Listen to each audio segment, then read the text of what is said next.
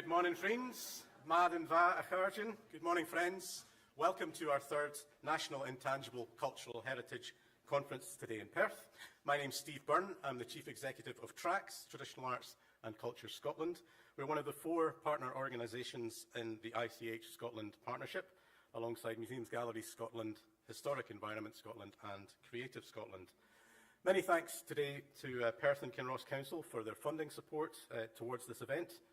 We're delighted to be here in what is the UNESCO City of Craft and Folk Art, and 2 of the organisations within the ICH Scotland Partnership are also accredited advisor bodies to UNESCO on the Intangible Cultural Heritage Convention. In a few moments we'll welcome Councillor Harvey to introduce us to Perth and what's going on here, and we'll have colleagues from Perth talking about that as well. We have a rich programme across multiple areas of ICH today. Or living heritage is the alternative term that you're surely going to encounter in the coming weeks as we expect the Department for Culture, Media and Sport to launch the inventory process for the UK and the devolved nations. So, without further ado, in that spirit, I'm just going to introduce a video from Phil Foxwood, who is leading the ICH convention work at the UK Government. So this is Phil from Department for Culture, Media and Sport. Otherwise, have a great day, and we'll see you throughout the course of today's proceedings. Thank you.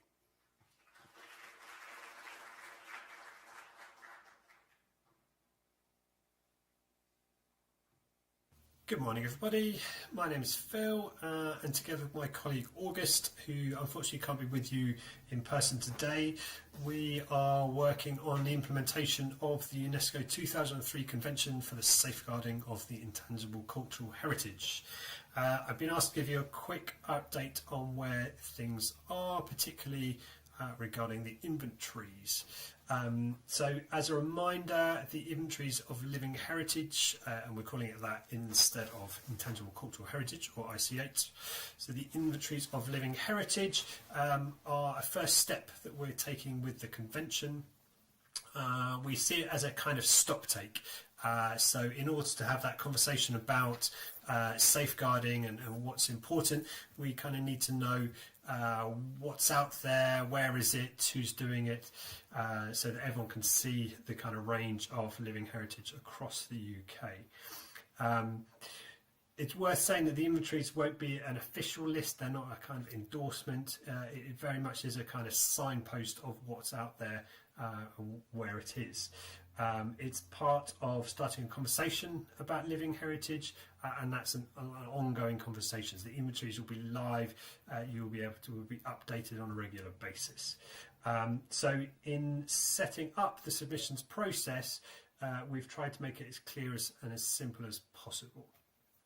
We will be the inventories themselves will be an open public process where we'll be opening for people to submit items of living heritage to the inventories.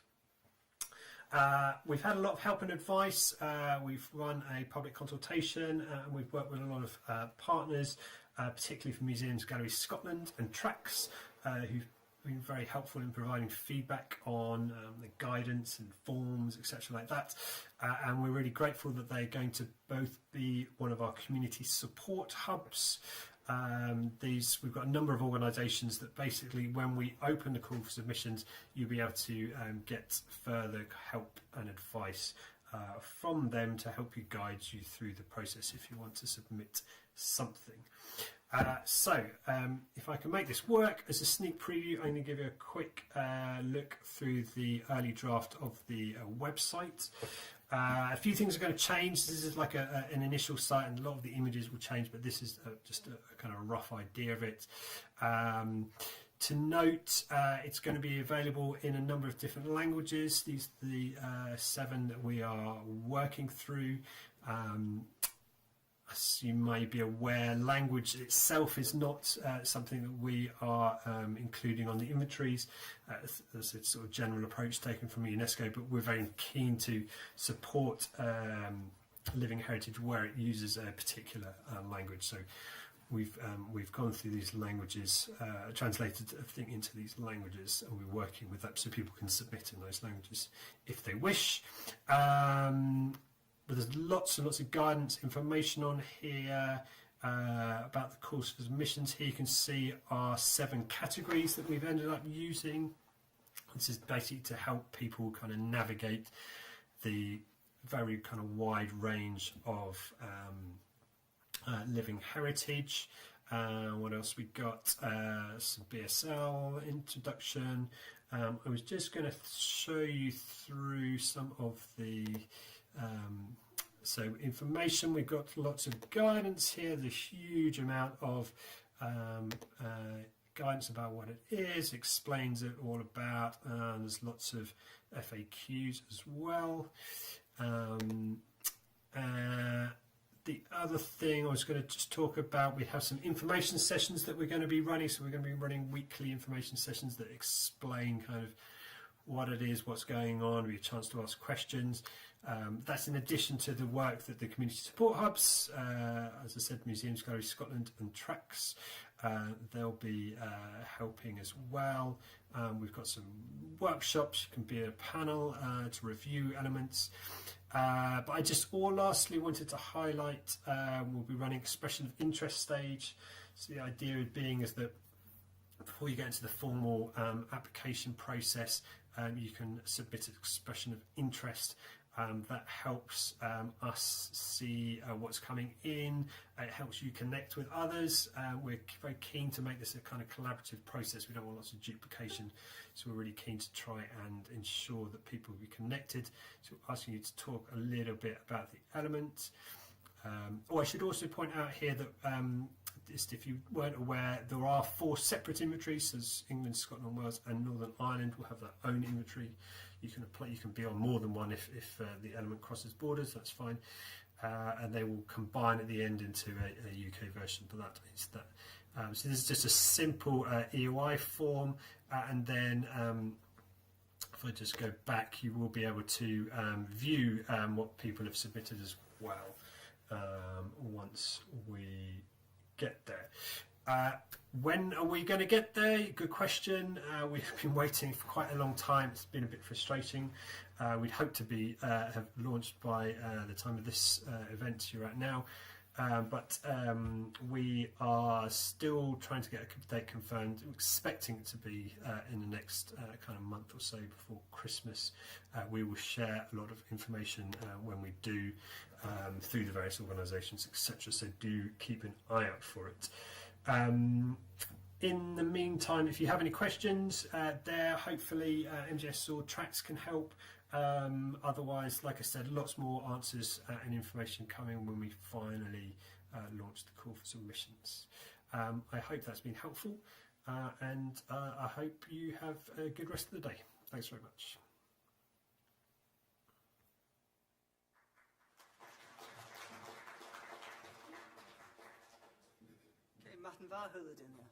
So I'm Ben, I work at Historic Environment Scotland, and I have the pleasure of introducing our first keynote panel.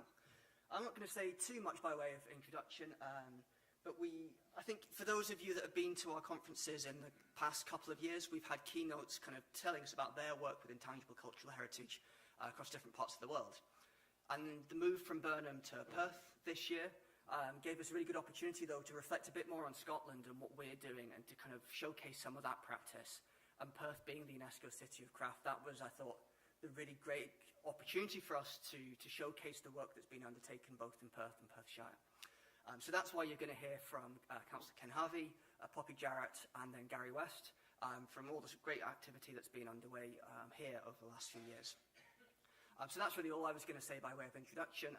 Councillor Harvey will kind of introduce Perth and Perthshire, I think, a bit more than I can. So over to you, Councillor.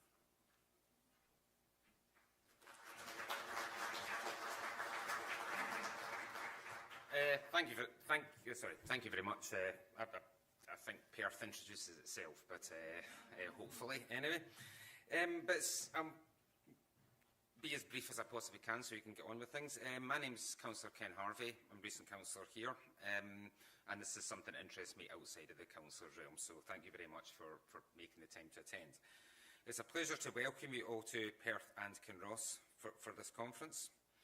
On behalf of the Council, I'd like to extend a warm greeting to each and every one of you. Whether you've travelled from near or far, we're delighted to have you here in the heart of Scotland. Perth is a place where history and creativity meet. Our story is woven from centuries of tradition, innovation and community spirit. From ancient times to the present day, Perth and Kinross has played a key role in Scotland's civic life, and we are very proud to be recognised as a UNESCO City of Craft and Folk Art, a testament to the living heritage that continues to shape our identity. Intangible cultural heritage is the very core of what makes our communities vibrant and resilient. It's found in the stories we tell, the music we play, the crafts we make, and the customs we keep alive. As a council, it's that connection to our people which makes heritage such an important part of the future of Perth and Kinross, not just the past. As you probably have noticed already, our ambitions for Perth City Centre are rooted in celebrating our culture and history.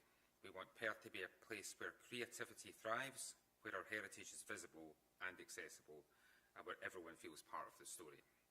Our cultural strategy sets out a vision to enable this. We're investing in all our cultural assets, not just for today, for generations to come. I hope you have the opportunity, if you haven't already, to visit the newly transformed Perth Museum, as well as the Art Gallery, which is now totally devoted to art. We're very, very proud in the city of these achievements. However, this would not be possible without the dedication of people like yourselves. The practitioners, researchers and advocates who champion living heritage in all its forms. This conference is a chance to share ideas, learn from one another and strengthen the partnerships. I don't need to tell you that. In a moment you hear from Poppy Jarrett, our UNESCO Programme Officer, who will share more about Perth's global recognition as a craft town and what it means for our community. I know that you'll find Poppy's insights inspiring. Outside of the sessions you'll take part in today, I encourage you also to take an opportunity to explore both Perth and the wider part of Perth and Kinross. Connect with our local makers and artists and experience our living heritage.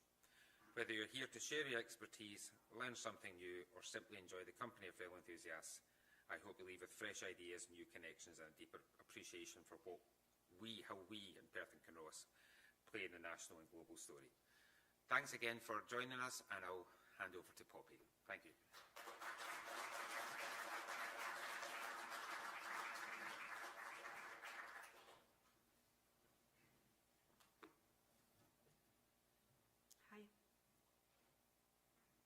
Is there a presentation? Great. Hi, my name is Poppy Jarrett. I'm the UNESCO Programme Officer delivering on Perth's UNESCO City of Craft and Folk Arts designation. This designation is delivered in collaboration between Perth and Kinross Council and the arm's-length cultural organisation Culture Perth and Kinross. I'm going to introduce you to the UNESCO Creative Cities Network, a few of our programme projects, and how we use the designation at a local level and as a member of an international network. Do I press this button? I do. The UNESCO Creative Cities Network was founded in 2004, with Edinburgh being the innovative city to propose the project to UNESCO and becoming the world's first ever UNESCO Creative City of Literature. In the 21 years since then, the network has grown to include 408 designated cities in the fields of design, craft and folk art, film, gastronomy, literature, media arts, music, and recently the field of architecture was added as well. The UNESCO designated creative cities are expected to use culture and creativity as a driver for sustainability at a local level and to be active and engaged in the UNESCO Creative Cities Network and UNESCO's wider cultural aims. We also work towards the UN Sustainable Development Goals. The designations are more than a badge of honour. They're a local commitment to a creative field at a global level. Perth is the UK's first and only UNESCO City of Craft and Folk Arts. Craft is an integral part of this area's history. Medieval Perth was a centre of craft production and trade, and by the early 1500s, Perth was known as a crafter's town. This reputation has been maintained throughout the centuries, and today there's still a thriving and reputable craft and folk art sector. The activity of the designation is focused on putting craft and folk art at the heart of the city of Perth, our city area of Perth and Kinross, but also to appeal to national and international visitors, welcoming people from around the world to our beautiful landscape. We want to provide authentic experiences which help the understanding and the importance of craft and folk art to well-being, the economy, and to make it a key part of our city plan. Our relatively new designation works to highlight and preserve our cultural heritage as a crafter's town and to situate the current craft makers in our area within that rich cultural heritage.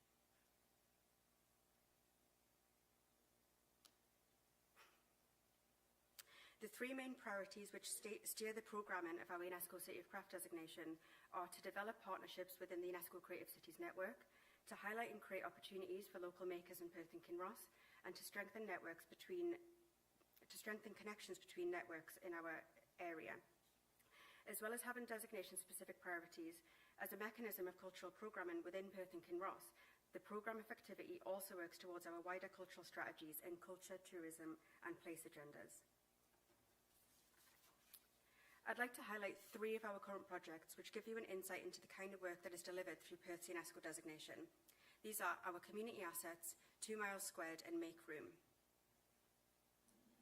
Starting off with our community assets, we have a photography darkroom, a glass kiln and a ceramics kiln. These assets are housed at Perth Creative Exchange, our local artist studios, on a pay-for-what-you-use basis. There are 4 technical advisors on hand to assist with inductions and questions, and the aim is to increase access to craft making with facilities that usually have large financial barriers. We are also delivering introductory workshops which are subsidised, again to ensure that craft facilities and assets are as accessible as possible to our creative community and beyond.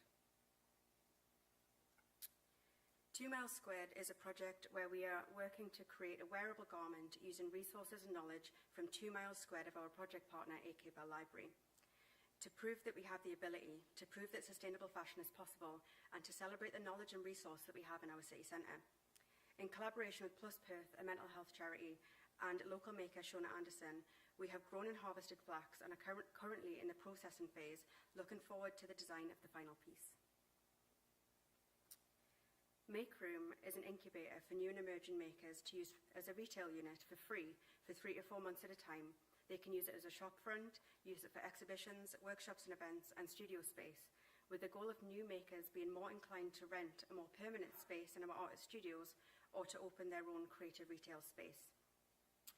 During the short-term lets, makers are asked that the unit is open on Saturdays, that they create an inviting and engaging window display, and that they take up the opportunity over the course of their lease to meet with business support workers, artist studio representatives, and cultural organisations across the city and area to embed themselves in the city during their pop-up.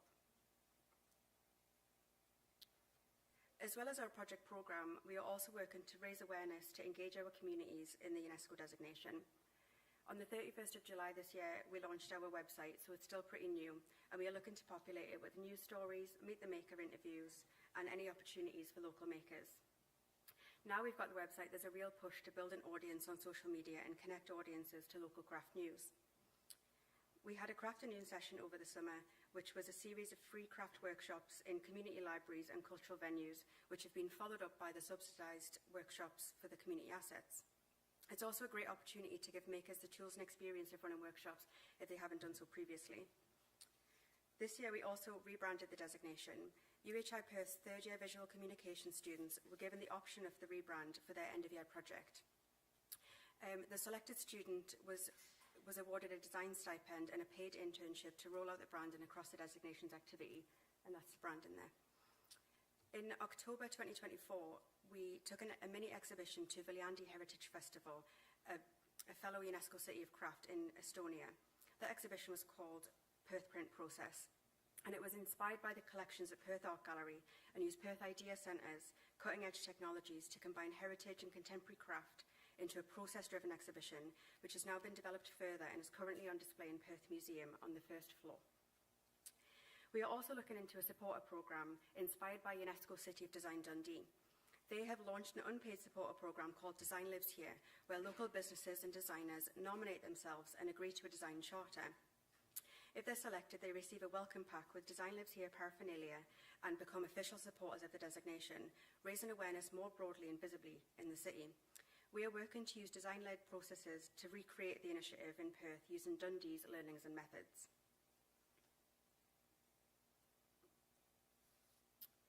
We are also working to ensure that Perth is on the national and international map as an active member of the UNESCO Creative Cities Network. We took part in Mondia Cult, the world's largest cultural policy conference and survey, which UNESCO sites and designations are invited to engage with. Perth chairs the UK Creative Cities Group, which is a bi-monthly meeting bringing together the 14 creative cities across the UK to share updates from the UK National Commission for UNESCO and for the cities to share updates and best practice amongst themselves. This year, in March, Perth hosted members of the UK National Commission for UNESCO and the Scotland-based UNESCO sites in Perth for a day of networking, collaboration and workshops called Local to Global. A great way to raise awareness about the designation is to attend events where audiences are already engaged, such as this one. Last week, Perth was represented at the 15th iteration of Aesthetica Short Film Festival. As part of the extensive programme of the conference, there's a conference called Reignite, which is supported by York's UNESCO City of Media Arts designation.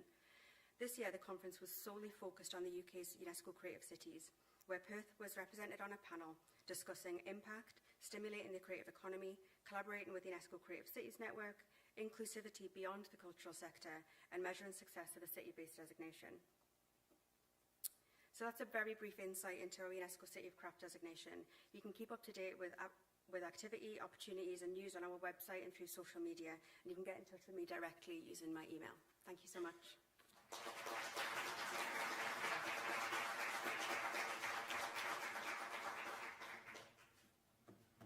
Thank you, Poppy.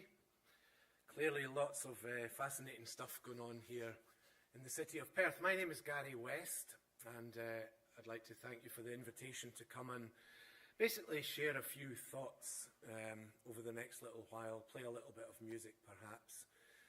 As someone who's a Perthshire laddie, myself, born in Aberfeldy, brought up in Pitlochry, I still say I'm from Perthshire, even although I've lived in Edinburgh for a long time now. I still think of this as home, and I suppose I've spent my career either performing or researching or indeed teaching intangible cultural heritage, even although we didn't call it that. The degree I taught at the University of Edinburgh for nearly 30 years, I suppose, was called ethnology, Scottish ethnology, just to throw in another complicated term. I was just saying to somebody downstairs, ICH, usually when you use acronyms and people don't know what you mean, once you tell them what it stands for, they understand. With this, it only gets worse. Intangible cultural heritage. But I guess like most of you, I suspect, or probably all of you, if we think about it, I was familiar with ICH, Intangible Cultural Heritage, long before I ever heard the phrase, or indeed had heard or certainly knew the meaning of any of its constituent words. Certainly intangible, I had no idea what that meant, or even cultural or heritage. When I was young, it was just what we did, I guess.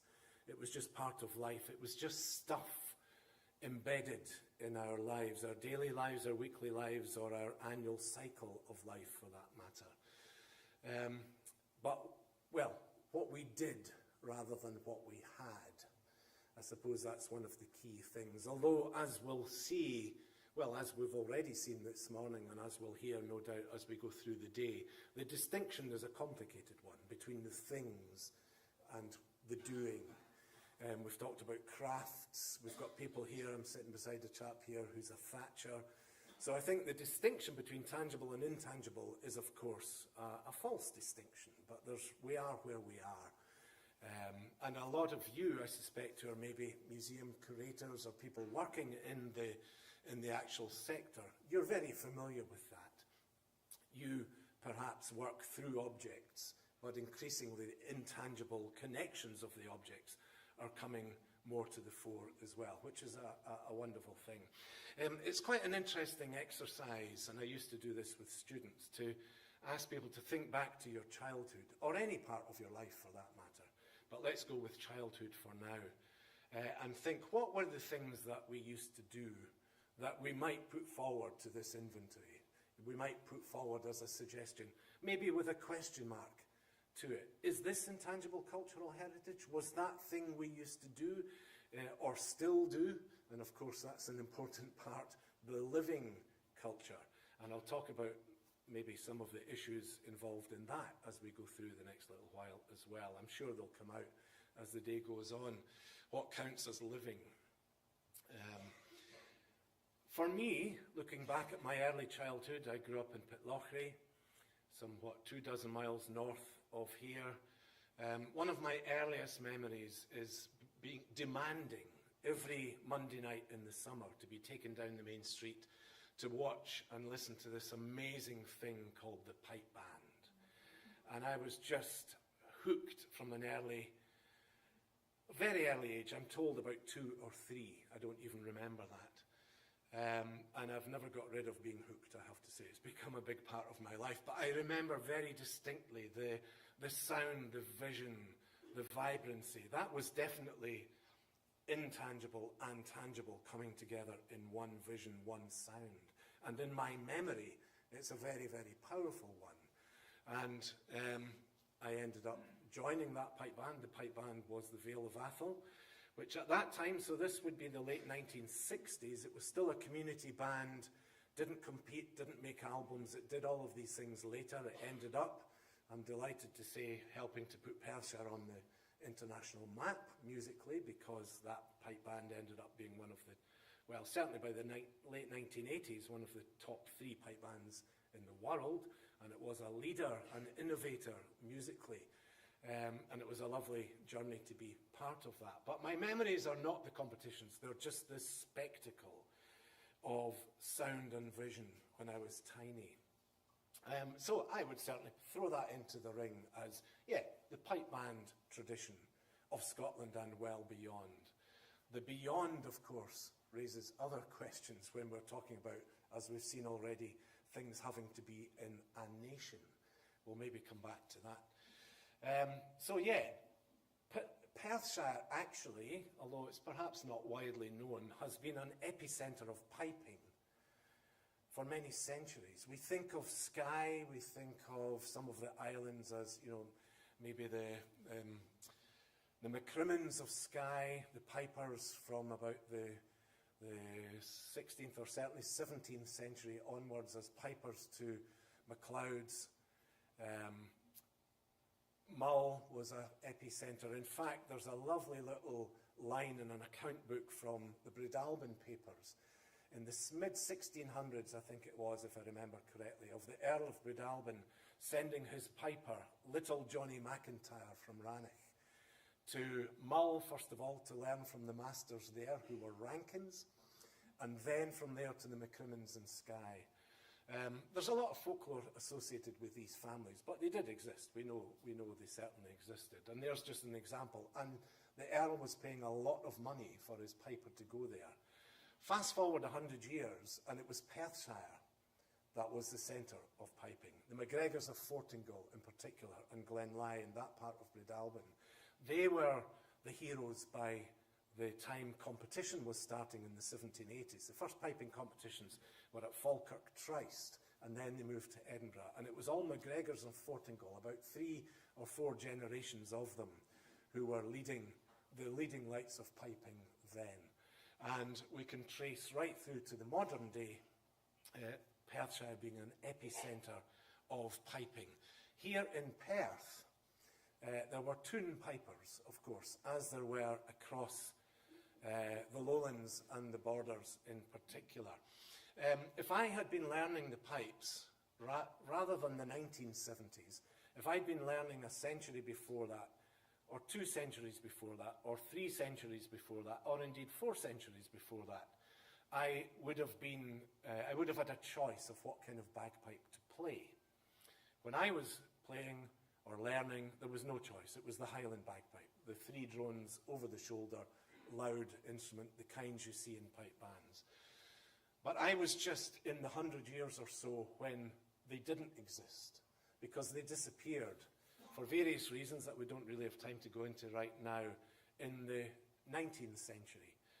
Possibly the Borough Reform Acts of 1832 were a big part to do with it, because there were the town pipers who were paid for by the towns. They got a uniform, they got a house, a small stipend. They would march through the town in the morning and at night, play at civic functions. Probably, if we'd been standing here 200 years ago, the town piper might have started proceedings for you. And then they would make the rest of their living from busking, essentially, or doing what musicians do to this day, just playing at weddings, trying to get money to play in the big houses, and so on. We know who some of these people were. I've got a note of them here somewhere. I think the first one we know of was 1533, the Treasurer's Accounts of Perth in 1533. There was a payment made to John Piper of St. Johnstown. St. Johnston, come on, ye saints, and all that. I am still a St. Johnston supporter. 1543, by that stage, it had moved to a family called Balneves, and they were the town pipers. A bit like in the Highlands, it became a hereditary thing in many of these towns, fathers and sons. It was a predominantly, if not exclusively, male preserve as far as these. I've yet to find any evidence, although it may be there, of any female town pipers. They tended to be male. So the Balneves were there for quite a long time. They got in trouble from time to time for playing. There's always this edge of piping where you're asked to go and play at riots and things like that. So the pipers were sometimes getting in trouble, even although they were paid for by the town council. Sometimes they stood up against the town council. There was a man called John Jackson in the town council minutes in Perth in 1691 who was trying to get his weekly pension restored. It had been taken away for him being for various naughtinesses that were unspecified, but he was pleading to get his pension back. I think the last named town piper here in Perth was James Smollett in 1805. There was another one who died in 1831, but we don't know his name. Anyway, we could go on about the detail, but the point being that they were probably not playing Highland pipes. They were probably almost certainly playing another kind of bagpipe, with various names, but smaller bagpipes, bellows blown, certainly from the 17th century. The bellows seem to have been an innovation that came in from France in the 17th century. So, yes, I would put piping, and Perth being right at the cusp of the Highland-Lowland divide, of course, would have embraced all of these traditions, and did so. I'll just play a couple of tunes.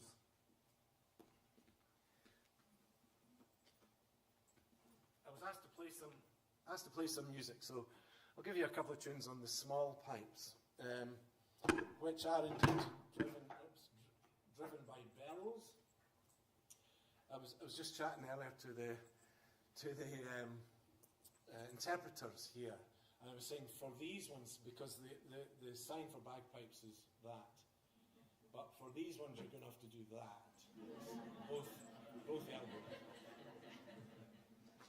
Maybe, have we invented a new term in BSL here today for bellows bagpipes? I don't know. Maybe. That would be nice. They have been, the reason I can play them now, or anyone can play them now, is because they've been revived since the 1980s. They disappeared, as I said, through the 19th century.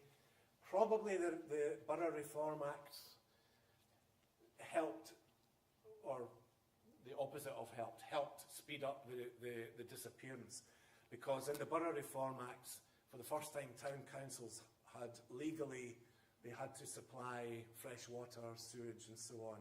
And when times are hard, the arts suffer.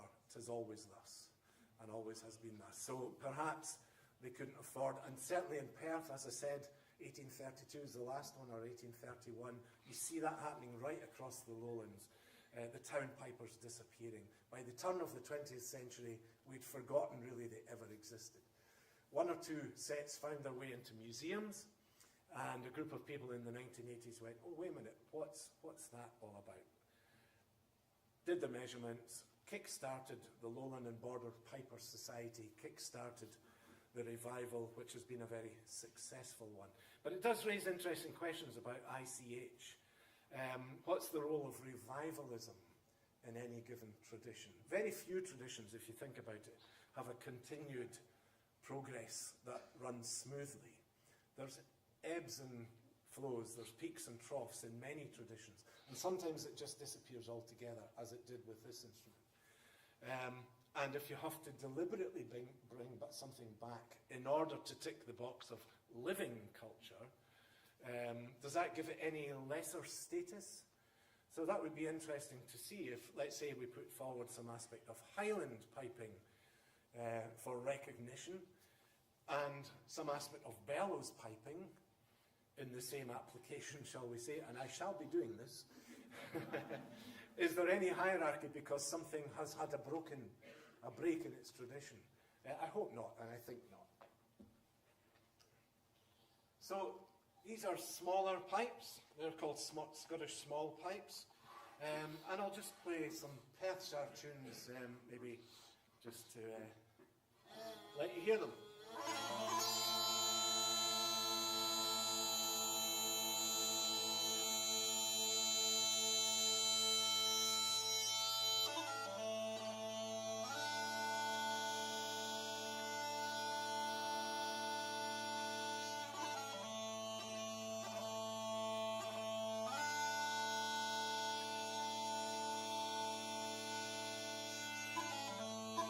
Take just as long to tune up as the other ones, by the way.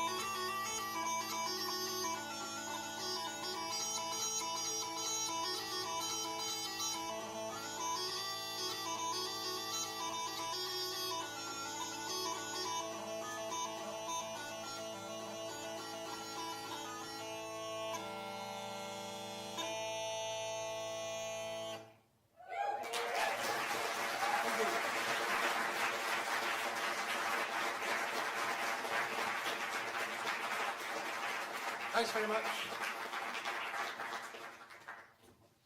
Thank you. Some Perthshire tunes there. The first was Mrs. Stewart of Grantley. It's been around for a long, long time. Then, what did I play after that? Glentilt Lodge from Athol. And then one sneaked in from the Hebrides that I didn't mean to play, but just... And then finishing off with a modern Perthshire tune by the late Gordon Duncan. Again, an institution of a young man, sadly, no longer with us, died 20 years ago, but I grew up with him in Pitlochry, and he was a piping genius, one of the finest piping composers and players of all time, actually, and is recognised worldwide as that. So we also have a star player, no longer with us, but a hugely influential player, so that was one of his tunes just to finish there. So, yeah, piping in all its forms. Pibroch, in particular, the classical music of the pipes, which was, again, Perthshire was a key part of the development of that through this kind of second half of the life of Pibroch, the so-called classical music of the pipes. So piping in its various forms I would put forward into my, I don't know what the opposite of Room 101 is, but it's the ICH here. What about this? Looking back at childhood, what else? Well, the other thing, I must have been a demanding child, because the other thing I demanded on a daily basis was to get my records on.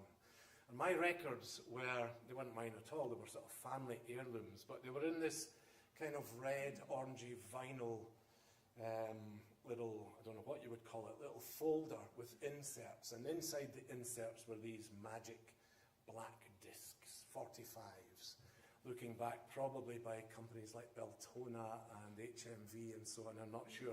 They're long gone. And I would carefully take them out, and I learned from a very young age how to put them on the turntable and put the needle on, and opened the world to me of, yes, bothy ballads, amazingly. These farm songs of late 19th century, Lowland and Northeast Scotland and Perthshire indeed. And I just loved them. I don't know why, I just loved the sound of them, the words, the Scots language of them. And there were some Gaelic songs in them too. Looking back now, I realise they were there because they represented two particular parts of my family roots. Perthshire farming on my father's side, and crofting from the north of Scotland and in the Gaelic world on my mother's side. I'll come to the farming bit shortly, but as far as Gaelic was concerned, my grandmother grew up on the beautiful Kyle of Tongue in Melnis, the Braes of Melnis, right in the very north coast. We had annual visits up there, although she moved to Pitlochry in service, so she didn't live there anymore, but her sisters and brothers all did, so we had family visits up there. And I began to realise at a very young age, as she told me, that she spoke nothing but Gaelic till the day she went to school, and never a word of it thereafter. Excuse me, thereafter, which is a really sad thing. And I remember feeling it was a very sad thing, even being very young. I never heard her speak a word of Gaelic, but she could tell me what the songs were about. She could still understand it. So these records were, I guess, my access point into a world that was just out of reach behind me, but which I still felt very powerfully and accessed through these songs. And coming back to the division between tangible and intangible, in my memory there's no separation between the objects, this folder and the discs and the machinery and the sound that came out of them. It is in some ways a false distinction, but we are where we are. The farming stuff, so my father grew up in Airntully, just a few miles north from here, just where the Tay takes its big sweep round from Dunkeld, past Stanley and down towards Perth. A farming family. He was one of 12 children, 11 surviving beyond childhood, and many of them, my aunts and uncles, stayed in farming for a lot of their lives. So weekly Sunday visits right across Perthshire, Highland and Lowland, to the farm steadings. And again, the chat, the talk of days past that would inevitably happen. And I was fascinated, and I made the connection quite early that, what they're talking about is the stuff that these people are singing about on my records. And that was quite a kind of epiphany moment, I suppose, for me. And so that stayed with me all my days too. I'm not sure what out of that I would put forward. Well, perhaps if we're putting forward something, the Scots song tradition or the bothy ballad tradition maybe specifically. And the Gaelic song tradition, I think most of them were rhythmic walking songs, working songs, so I'll throw that into my suggestions too. But I was listening to other stuff. I wasn't totally weird. I was listening to more mainstream stuff, and there's a cassette that I can still see and hear. It must have been the early 1970s when, certainly when my mum and dad must have got their first cassette machine, playback machine.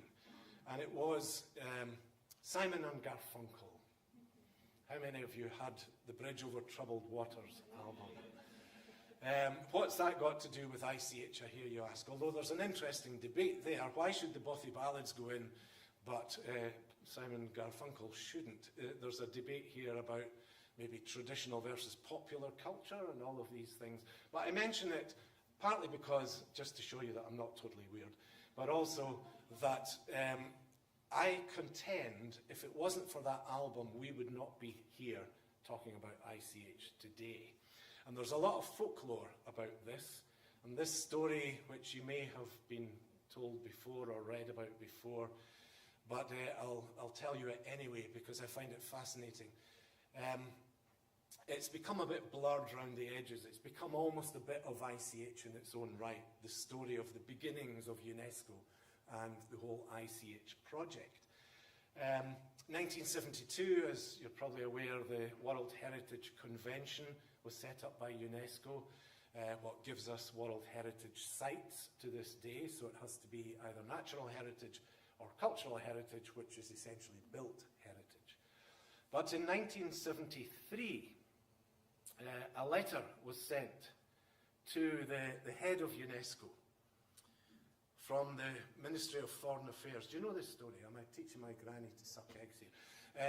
The minister from the Republic of Bolivia to the head of UNESCO. And I've got the text, the opening text of it here. He said, "My ministry has made a careful survey of existing documentation on the international protection of the cultural heritage of mankind."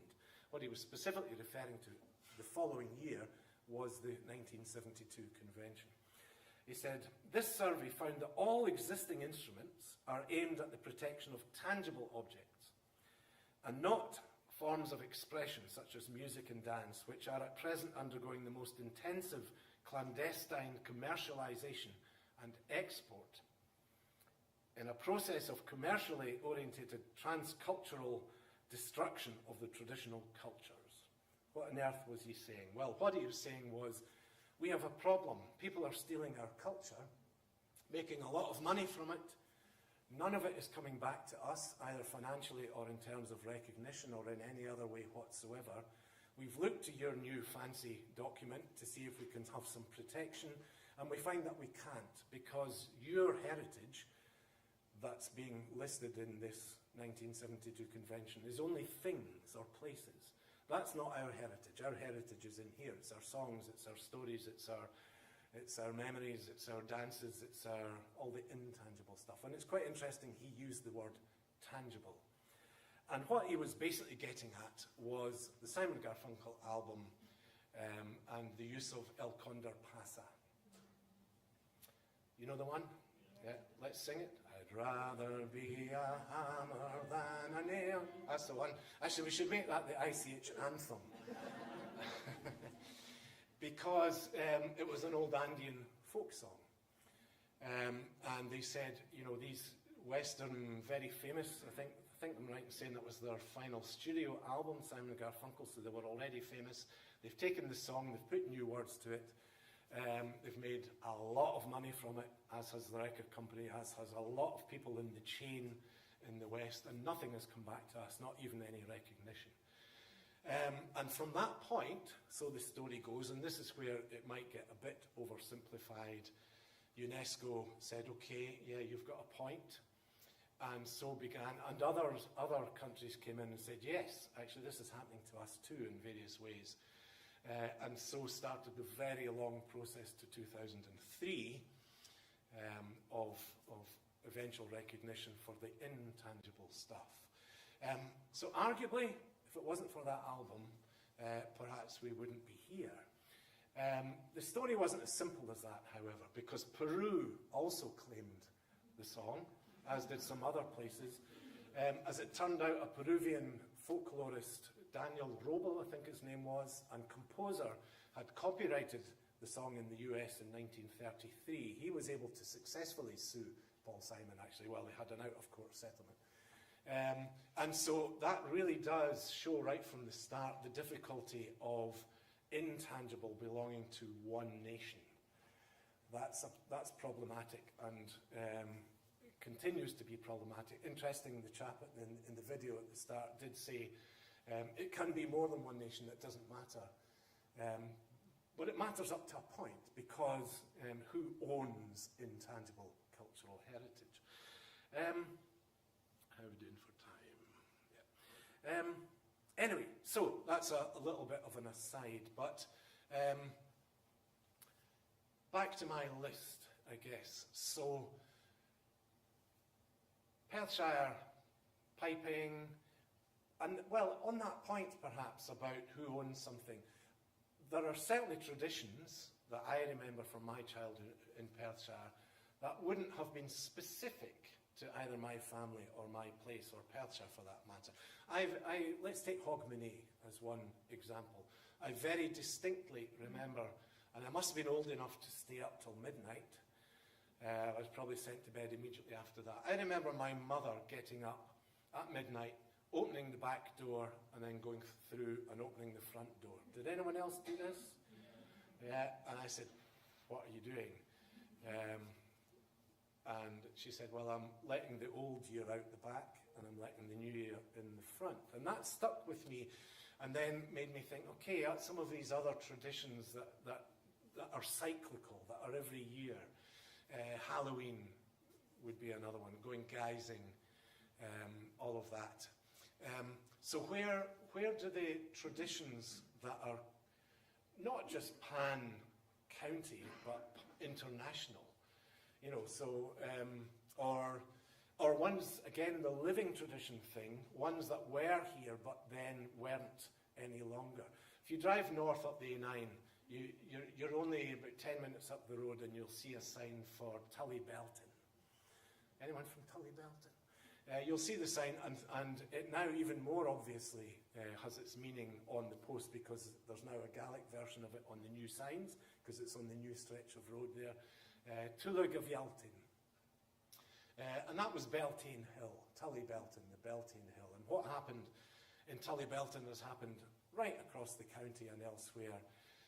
At Beltane, so the beginning of the summer quarter of the old Celtic year, they would all get together, build a communal fire on that hill with a gap between it to drive the cattle through, to seine them, to protect them. And then I find this very powerful.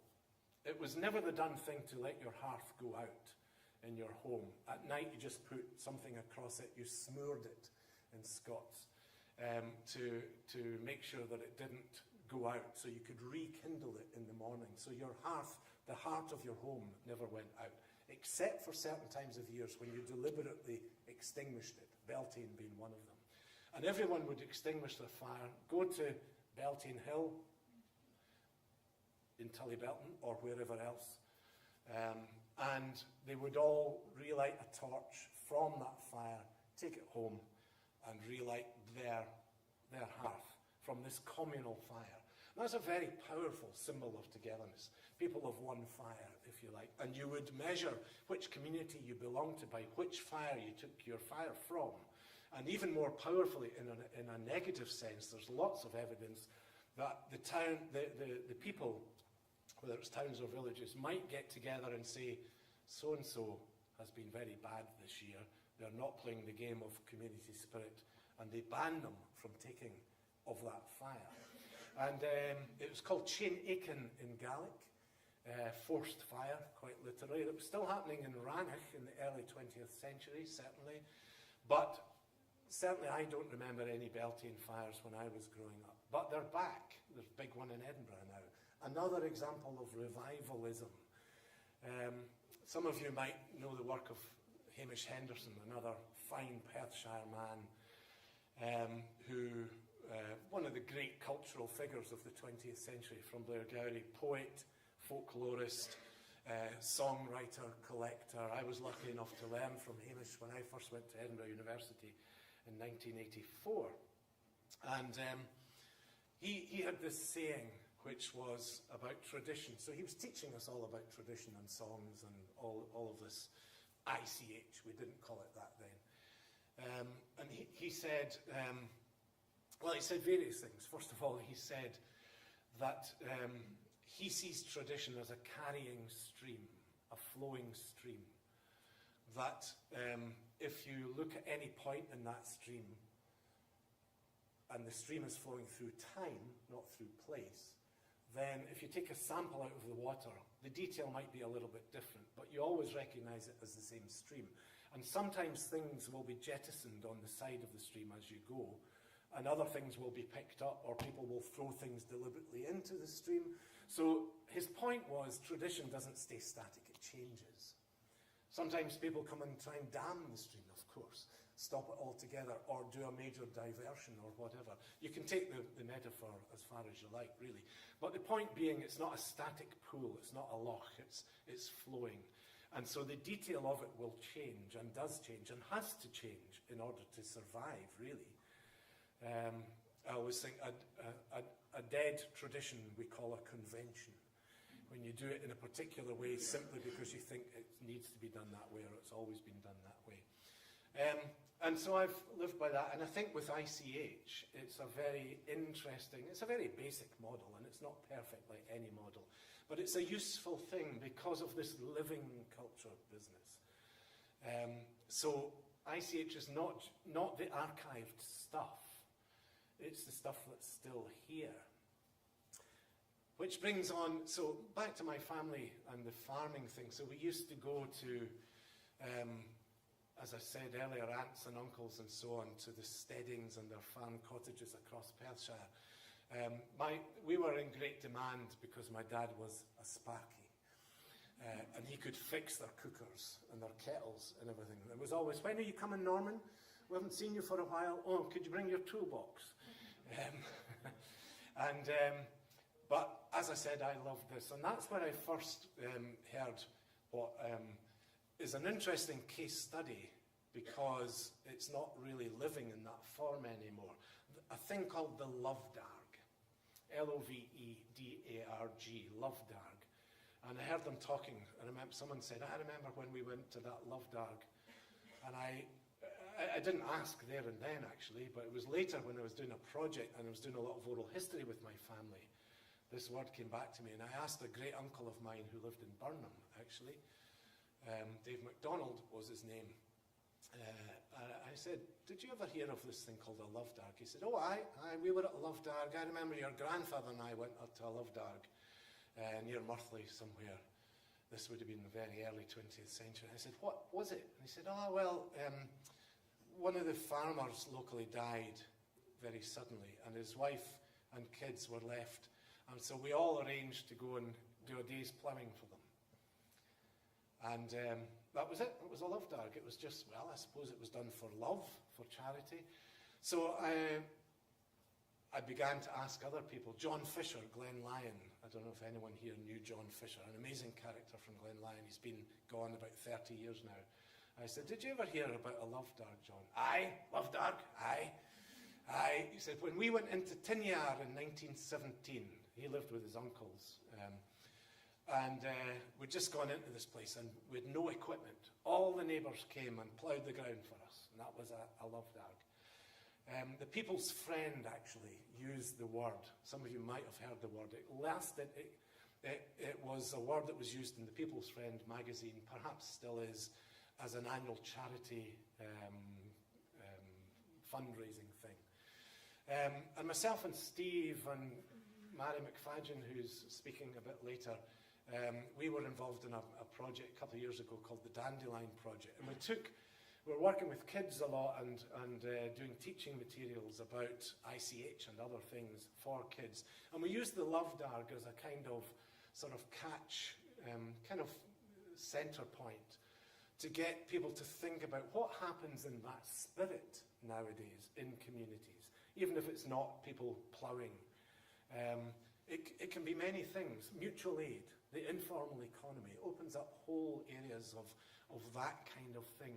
Which brings me on, I suppose, just towards the end of my time here, to some of the questions about I call them the so what questions. There was a professor at Edinburgh quite early on who said to me when I was doing some research, you have to be able to answer the so what question. When people, either other scholars or just people in the pub, ask what you're doing, and you'll tell them, they'll go, well, that's very interesting, but so what? What's it for? What's its purpose? Where are we taking all of this? And my answer to that is that we can see it in many layers, and we can choose the layers that we want to. I've just been doing a little bit of reminiscence just now. I've been going down memory lane, sharing some of my childhood thoughts and memories with you. And there's been a lot of nostalgia in that. I used to argue when I was still teaching at Edinburgh that we do ourselves a disservice when we're studying the past if we forget about nostalgia. Very important part of history, of the human condition, I would argue. And it's always seen as a negative thing. You keep nostalgia out of it. I would say let's embrace it. It's a false thing to teach history if there's no feeling attached to it. It can run out of control, of course. You have to be careful. But I've been doing a little bit of nostalgia. Is that what this is about? Can we look at this list, this inventory that we'll develop and just say, that's nice. I remember when we used to do that. Well, if that's the level we want to do it at as individuals, fine. And I would say there's nothing wrong with that. But as a collective, and people here who are clearly interested in ICH and institutions, I think we've got a duty to do more than that, to be better than that, or to see some of these other layers. And there are many things that we can do, not just list them. The list must be a beginning, surely, not an end point in itself, and I'm sure that is the planning. So reclaiming marginalised societies springs to mind. We're going to hear from Jess Smith a little later, quite soon I think, from the Scottish travelling community. There's a community who have been marginalised for centuries, and then suddenly we wake up to the fact that they have an amazing, rich, intangible cultural heritage, and that perhaps is a bridge. I don't know. Jess will be able to tell us whether she thinks it has been. But there's just one example of the marginalised, the forgotten. Very often these groups have the richest ICH. What else? I suppose the environment. You'll be hearing from Mary McFadden a little later in one of the workshops. She's doing fantastic work, saying, okay, embedded in all of this ICH is a knowledge of a deep-rooted knowledge of how we're supposed to react to our environment, and we've forgotten that. And I can see that in my own family. I did my own family tree on the west side going back to the 1700s, actually the late 1600s. Almost virtually every person I found there, their designation was farm labourer. My father, as I said, was one of 12. All of these children grew up working the land directly. Those 11 surviving begat 27 of us in my generation, and 2 of us ever worked the land in our. So there's been a complete reversal in one generation of what the land means to us. It's now it's something different. It's not something we engage with day in, day out. But some of that knowledge is still there, and it's embedded in our songs and our traditions and our rituals.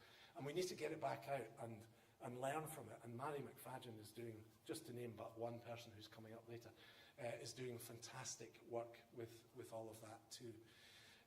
And at a global level, I've written about this before, and that globalization we often seen as a negative thing, negative globalization, but we can have positive globalization, where we all put up our what is good for us, what is us, what do we do, and what have we done that is our culture and our heritage, tangible or intangible. And as we all know, songs, it's another thing Hamish Henderson said to me, said folk song can be a force for good in the world. And that applies, I think, to any form of ICH. So recognising and celebrating cultural difference, I think, is a hugely important thing that we can do with ICH, and not just can do, but must do. Okay, thank you very much.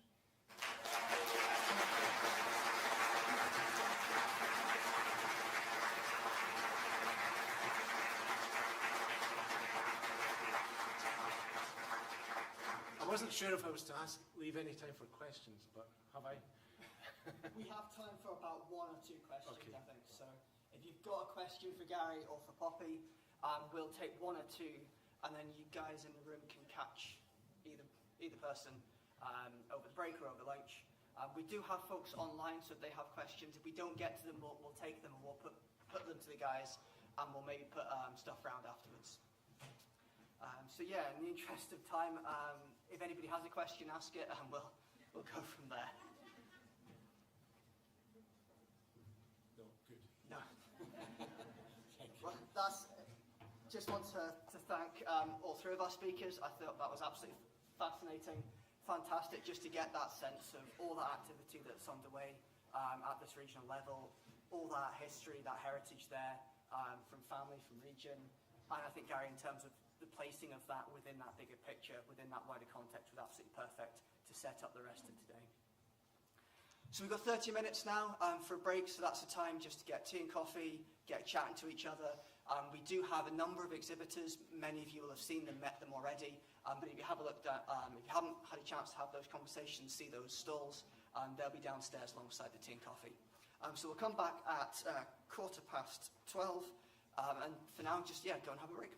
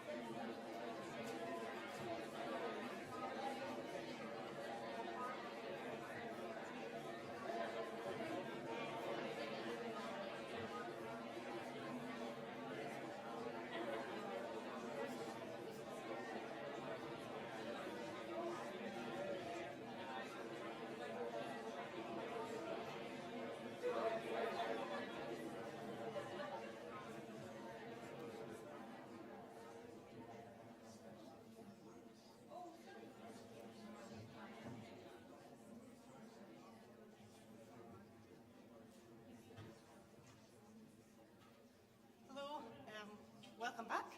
I hope you've had a good chance to get a good chat. Lots to think about already, and we've only had a couple of speakers so far. I'm Katrina Hawksworth. I'm Traditional Arts Officer at Creative Scotland, one of the partners that have put on today's event.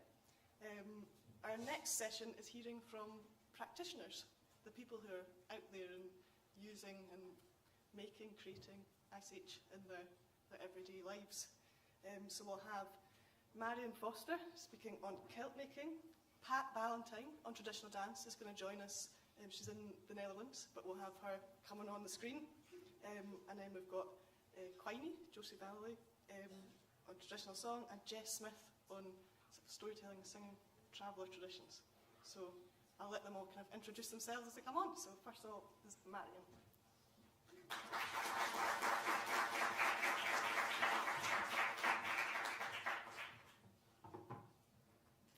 Hello, I'm just waiting for my slides to come up. That's quite bright in my eyes. Can it be moved?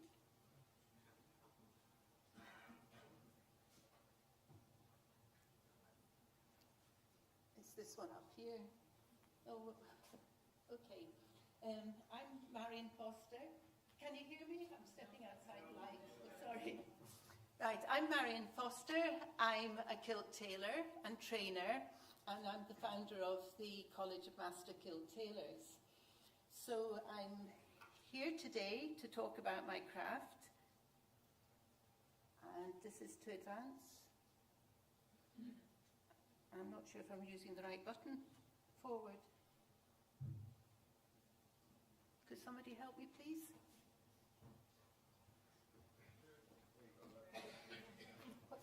Oh, it's just slow. Okay, no, that's gone too far now.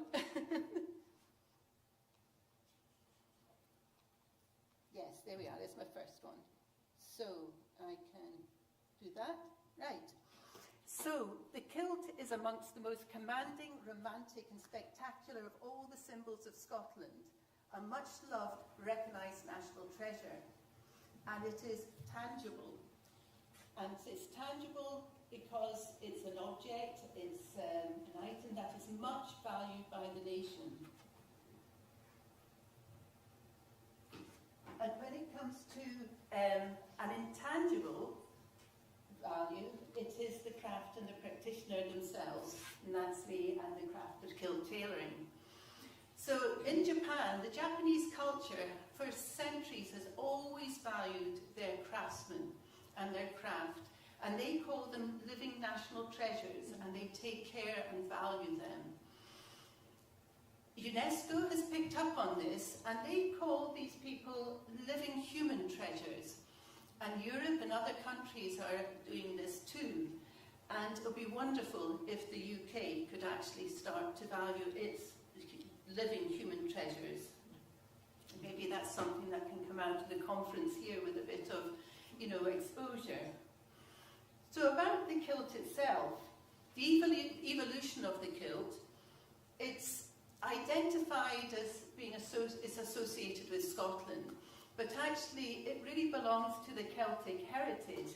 And we've got the Irish, and we've got the Welsh, and the Cornish, and Breton in France. And today, they still value their own tartans and wearing the kilt. So the first tailored kilt, the first stitch kilt, was actually brought on by the British Army away in the early 1700s. And then in the early 1800s, it was revived because it sort of disappeared in the middle 1700s after Culloden, and the Highlanders weren't allowed to wear their tartan. But Sir Walter Scott romanticised and revised the kilt, and he brought King George IV up to Edinburgh. And King George IV was a corpulent man, and they made him a kilt to wear as he came off his ship in Leith. So the kilt was rather small on him and short, so they made him wear pink tights as well. But it didn't put people off. It became very, very popular and fashionable. And following on from that was Queen Victoria and Prince Albert. They really popularised tartan and the kilt and the Scottish identity. So in the 20th century, early on, it was still a sort of formal attire, you know, weddings, funerals, but later on in the 20th century, we're walking up hills in the kilt.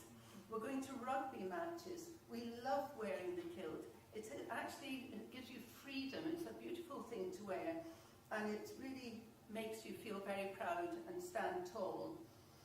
So here again, it is cherished worldwide by the Scottish diaspora. Most of my students are from Canada, Australia, USA, New Zealand. I've got one in Sweden, but they cherish their Scottish heritage and they look after it.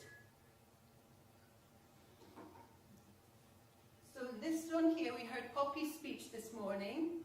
She, when Perth applied to have this status, they chose four artists from the Perth Open Studios, and I was one of those artists. And so this is the photographs they took of me and my craft to front their application to become that UNESCO city. And I love this picture, even though it's got my mush on it, but it does really demonstrate the beauty of the tartan. They went to cloth there, and I actually was a billboard girl in Debenhams in Perth, I discovered, when we were opening the museum.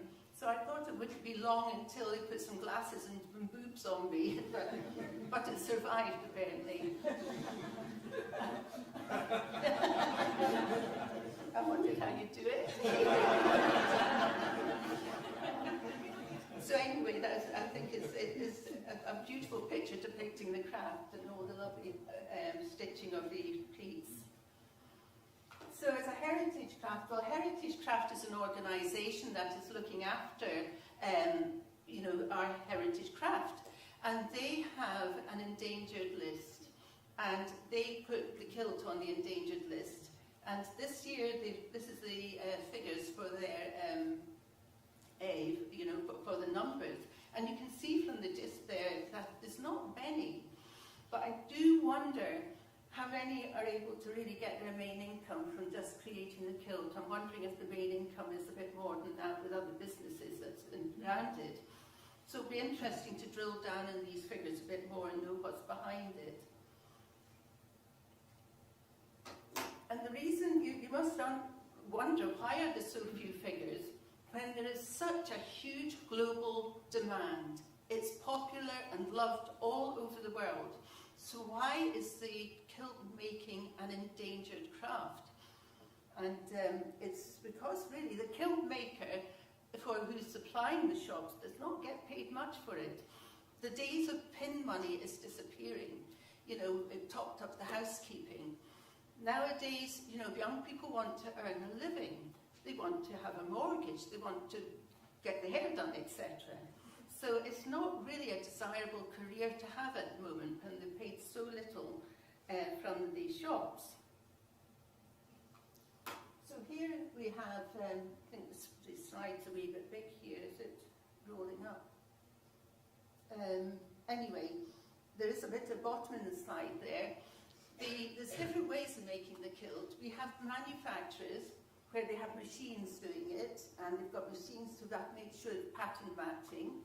There's off the rack, where it's once, you know, a regular measurement, but not many of us are regular in our measurements. And we have the made to measure, of where there are 3 measurements taken: a circumference of the waist, a circumference of the hips, and the length. Now, when you're making a kilt, you've got 2 sides to it. You've got the front apron and you've got the pleats at the back. And therefore, we've got a division down the side there.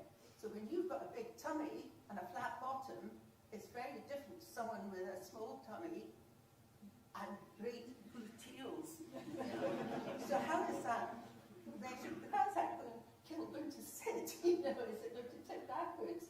So you really, when it's made to your measurements, you really want it to fit you. So when it comes to the bespoke tailored kilt at the bottom there, I look at the shape, I look at the muscle, I look at the fat, I look at the stance. You know, we all stand differently. And so that will tip the kilt off in different directions. So when it's bespoke, we'll be looking at you as an individual. And you need to have the technical, the maths, the physics. You know, you need to have the rock of eye to be able to see that shape. You know, when people come into my workshop and go straight to the hips, I do, because I look at here, I look how wide, and then my rock of eye is actually calculating what I'm going to expect from that.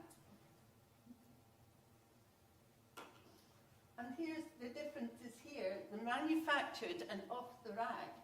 Is it endangered? When it's actually supplying, it's supplying the market. It's needing the, you know, fulfilling the demand. The made to measure, it is endangered. And a heritage craft is supporting that very much. So there is support there, but we do need to make changes to make sure we've got more people coming in. Then bespoke tailoring is very endangered. It's not the norm. Not many people know about it. And there's not such big voices behind it either. So we want to bring that to above the norm.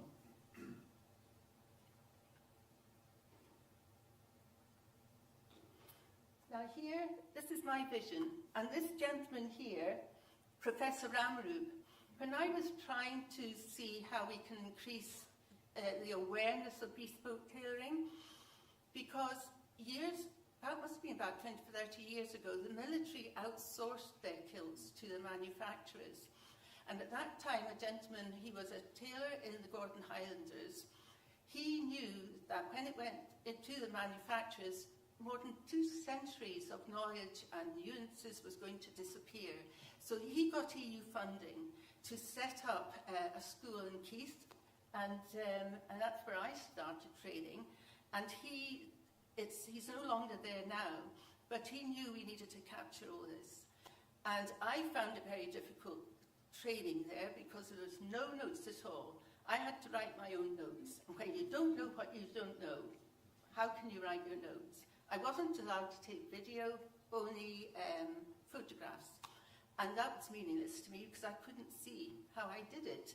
And so I came away not knowing how to make a kilt. You really need to make loads of mistakes and learn from the mistakes. And so the training I knew was not very good. It wasn't accessible. Sorry, I'm needing some water. I'm so dry. You mind if I get another? Sorry about that, folks.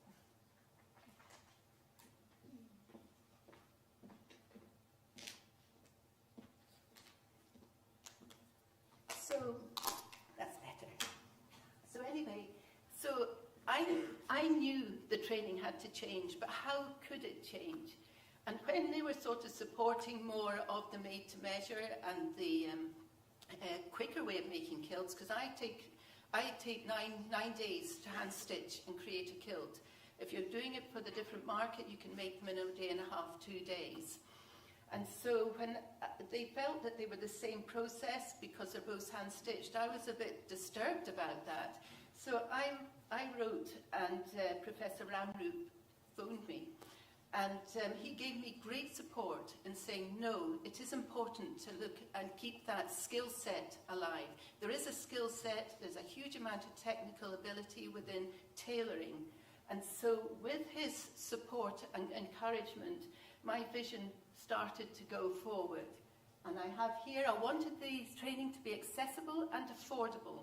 It's not accessible because if you have to be there at the time, you've got to travel, you've got to get accommodation, you've got to take time off work, and you need to keep going. It's like an apprenticeship. You really have to be there often and soon after the last one. And it costs money. I wanted to safeguard the craft and all these nuances. I learned more about tailoring when an old tailor came and was interested in kilt making, and he opened my eyes and my head to the skills of the tailor. And so I wanted to capture that in different media, because writing in a book is not enough. You cannot learn a craft from a book. I knew we needed to have the media, videography, the written word, and also the living, the connection here with discussion, etc. So that drove me to creating the online training. I was told you cannot pass on a craft online. Actually, I find it very effective and very efficient and much more rapid learning with that. You can keep rewinding the video, but you can't keep rewinding me, but get a bit boring. So there, and I also wanted to attend to the different learning styles. We're all wired differently. So it's a living training that I'm producing now, and it's living because as different people need more clarity, different needs, it's all accumulating that knowledge bank. And then I wanted to have a professionalism. I wanted something that proved that you were a master. I don't call myself a master yet because my proof is what I produce. And when I can see my students and then they taking the learning on, because they'll be masters with inquiring minds, and there'll be a group where they can ratify ways of doing things. So it'll be living. So that's my vision for the kilt making. I was told, Marion, don't give everything away. And I thought, what didn't you tell me? That's not the way to pass on the craft, and they're not the way to save a craft. So there's a lot to be done, and to prove that you're masters, not a hobbyist passing on the craft. So after Professor Ramroot's encouragement, I went ahead and I have now founded the College of Master Kilt Tailors. And following his footsteps, I've got it with the Skills and Education Group Awards, and it's on their quality license scheme. And they have endorsed the programme, and they've endorsed it at the level of Advanced Diploma of Bespoke Tailoring of the Kilt. An Advanced Diploma because of the scope of the curriculum and the amount of hours and the amount of time they have to do before they get the certification. The UKFT, UK Fashion and Textiles, they have been very supportive in guiding me what to do. And so they have approved the programme. And they also advised me not to, I was looking into affiliating with the university, UHI, although they're not doing as much vocational training now, and college, but they said don't go into as a regulated training programme, because you'll lose control of who can train. The only people who should be training future trainers is having a training ability, but also to be master kilt makers, tailors in their right, and to be proven because they've gone through the rigour of 16 kilts, assessed and passed to prove their mastery. We don't just teach the craft, we teach all things about the history and the weavers, everything that's to do with it. And so they can get up and they can talk about the kilt and our heritage to visitors and to other people. So the way we've done it, you can see here, I call it the 3 ways. The written word, videography, and the live tutorials on Zoom. And so I'm speaking to people all over the world and coaching them. There's also the working portfolio of learning, where we have learning outcomes at different stages in the course, so that they can't go on until I've looked and know and feel that they have executed that correctly and they've understood what they're doing. So those learning outcomes are quite concise and valuable. And then at the end of that kilt is a very, very good kilt, and with a great depth of understanding as well. And then we have, the formative feedback and summative feedback too. So I'm just going to show you some pictures of kilts of what we're aiming for. You can see the lovely side view there of the fringe edge going straight down. So gravity takes it straight down. So if you've got your big tummy and your flat bottom, it's not going to go straight down as a person with the good abs and big bottoms, And you can see it going nicely into the small of the back. And so those pleats have been tapered in beautifully to that shape. This one here is a historical box pleated kilt on a female form, more curvy, but the maths, you know how much to taper in and shape that. And you can see the detail in the waistband, the symmetry, And also, as the pleats are stitched and tapered, they're all going to the thread at the same level. Your eye right goes down to the thread count as well. This one here is the first stitch kilt. Now, I wanted to, there's a wee video there, because I want you to see his wiggle, so I don't know, I can't see the bottom. Oh, good, so I'm not sure how I can get that down. Anyway, that's a shame, because what you would see there is as he moves, the pleats move like a wave, like a wave, and then they just settle back down again. There's no splaying or sticking out. And it's the same here with, this one here was a military box. That's it there. And it's, that's a shame I'm not getting the video on it. This one here on the right, it's a military box, a very narrow one. And because it's quite thick cloth, it is quite difficult to keep it nice, but that one will beautifully move and settle down again as he walks. And this one, I'm sorry you're not seeing the movement of this one. I call it the Aurora. It is like the Aurora Borealis, and it's got, as she turns around, we brought the fringe edge up to here with a nice brooch.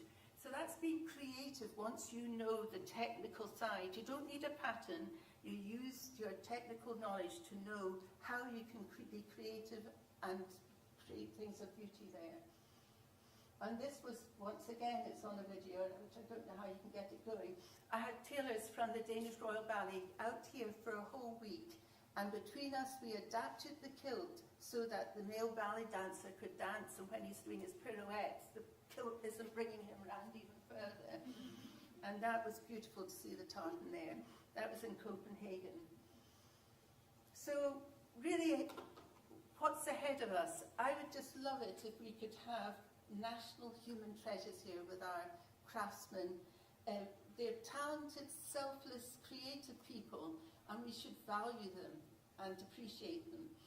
So I'd also love the craft of kilt tailoring to become a profession. So we have people with their businesses and not be paid £100 and be a small person in the background. And to encourage more initiatives to support this is often the craftsmen are solitary, as I am. I have never had any funding, but I'm driven to make this work. I believe in it. And also to have lots of certified trainers around, you know, rather than hobbyists passing it down. And most students cannot, you know, just pay for the training. They have to keep jobs on. So that takes a long time to train someone when they're juggling that and they've got families or other things going on. So thank you very much, everybody. And 50 minutes, I'm sure if I passed it. It's not very long to pass on all what I want to share with you. So thank you.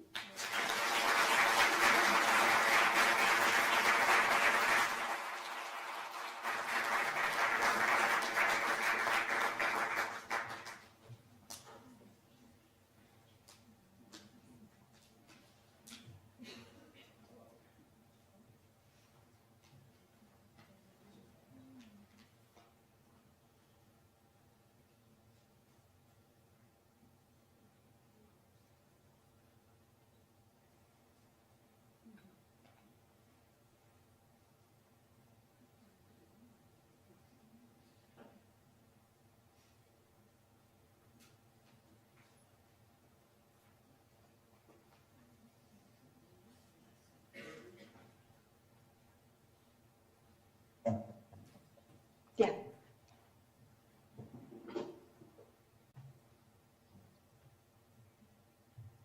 I start? Okay. Hello, everybody. This is a very strange experience talking from a screen. I'd much rather be there in person. I'm Pat Valentine, and I'm going to talk about Scottish dance. And I'm going to particularly look at the background to the four main types of Scottish dance, traditional dance, and I'll consider how they connect and how they share a long history, and try and explain why they're all important aspects of Scottish intangible cultural heritage that all deserve to be celebrated. I'm just going to try and share my screen so that you can look at the pictures instead of at me.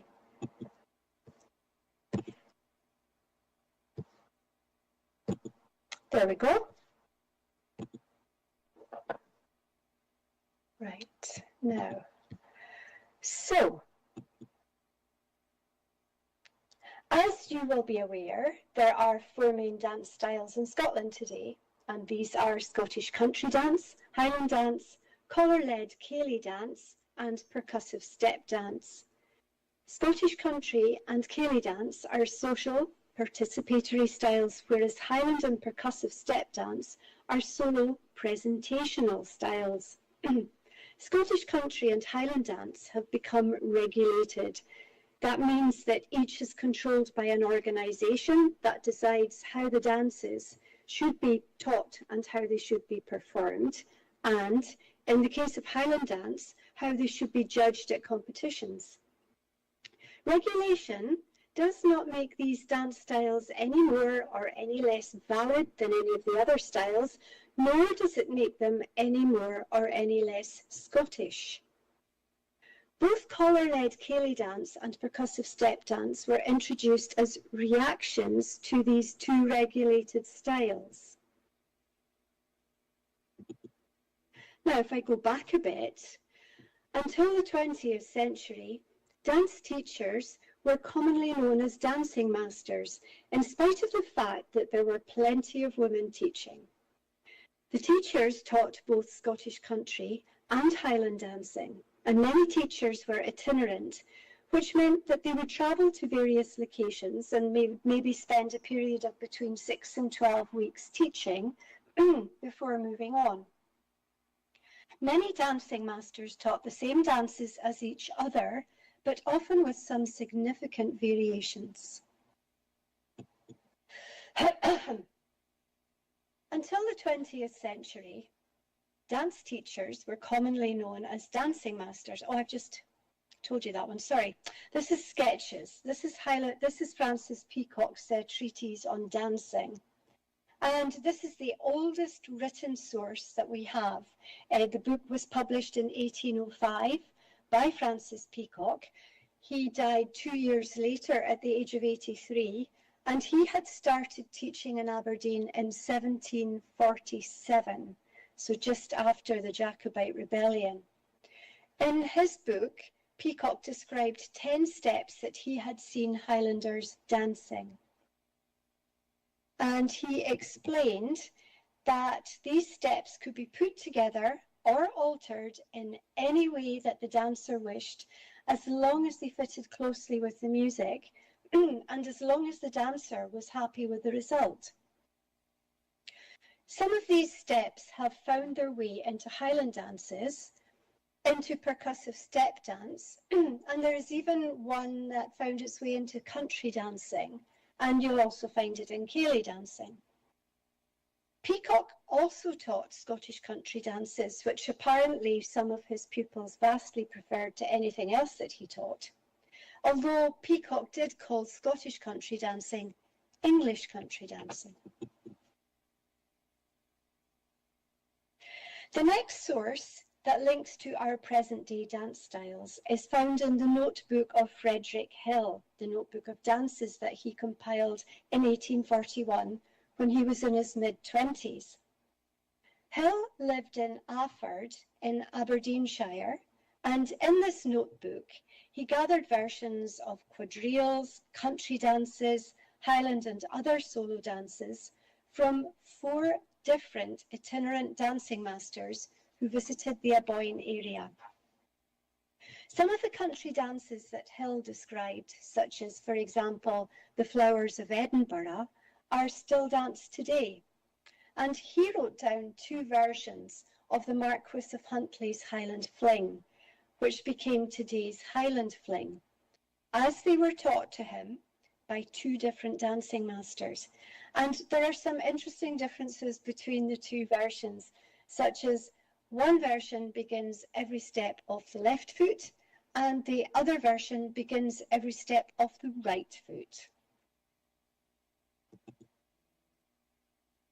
He also wrote down step descriptions for no less than 14 solo dances, and these included percussive dances such as the Earl of Errol and the solo Flowers of Edinburgh, which I have the instructions for here. These percussive dances, some of which also, as I've already said, included peacock steps, were very popular in the 19th century. But like the Highland dances, were to be softened by the regulatory bodies in the 20th century. And these percussive dances, many of them became what are now known as the Scottish national dances. One North East teacher, Bobby Watson, who died in 1997, continued to teach dances such as the Earl of Errol as hard shoe dances. These 19th century percussive dances were taken across the water to places like Canada by the Scottish emigrants during the 19th century. And some of these emigrants landed in Nova Scotia in Canada. A book of interviews with dancers from Cape Breton that was published in the early 1990s has many references to dancing masters who came from Scotland.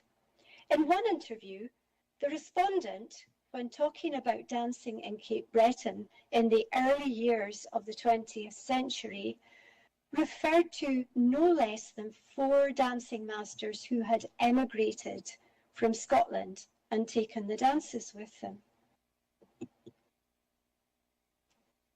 So the many variations in steps and dances that were being taught by dancing teachers were considered by some people to be a bit of a problem. And this resulted in 1923 in the formation of the Scottish Country Dance Society to tidy up the dancing. The society wanted to ensure that dances would be taught in the same way from the books that the society would publish and by the teachers that the society would train. The Scottish Country Dance Society quickly became extremely popular and within a few months had published the first of its very many books of dance, and you see the inside page just here. Meanwhile, similar movements were happening in Highland dancing. It just took a lot longer. In 1950, the Scottish Official Board of Highland Dancing, the society that was to come to dominate Highland dancing, was formed as a board of control. And the board explained that competition judges were not happy with the wide variations in styles and steps, so Highland dancing had to be regulated.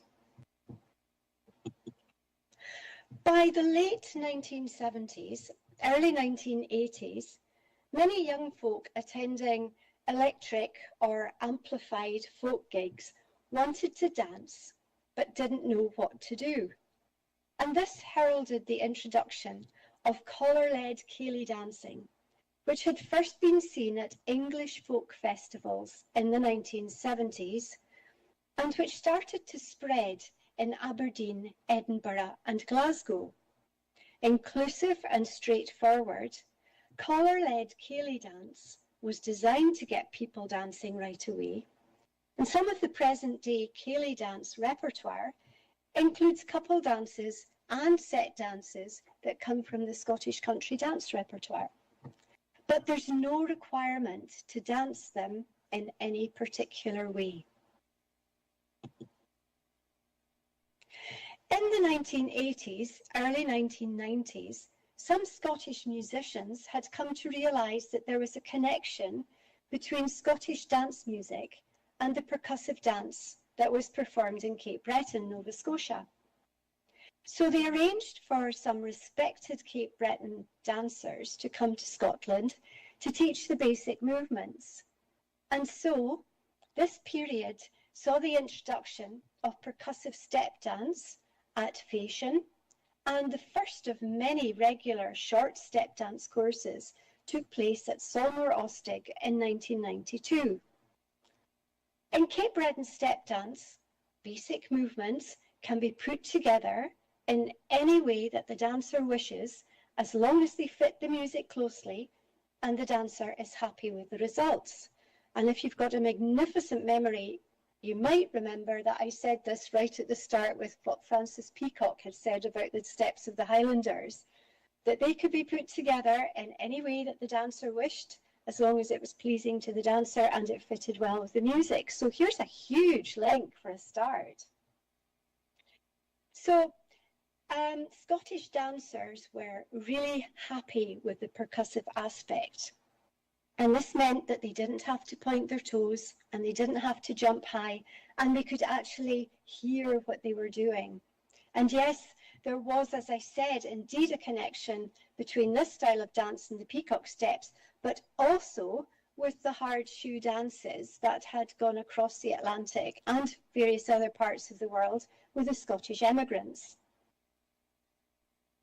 The dance from Cape Breton had clearly evolved and altered and developed over in the intervening period between it going away and coming back.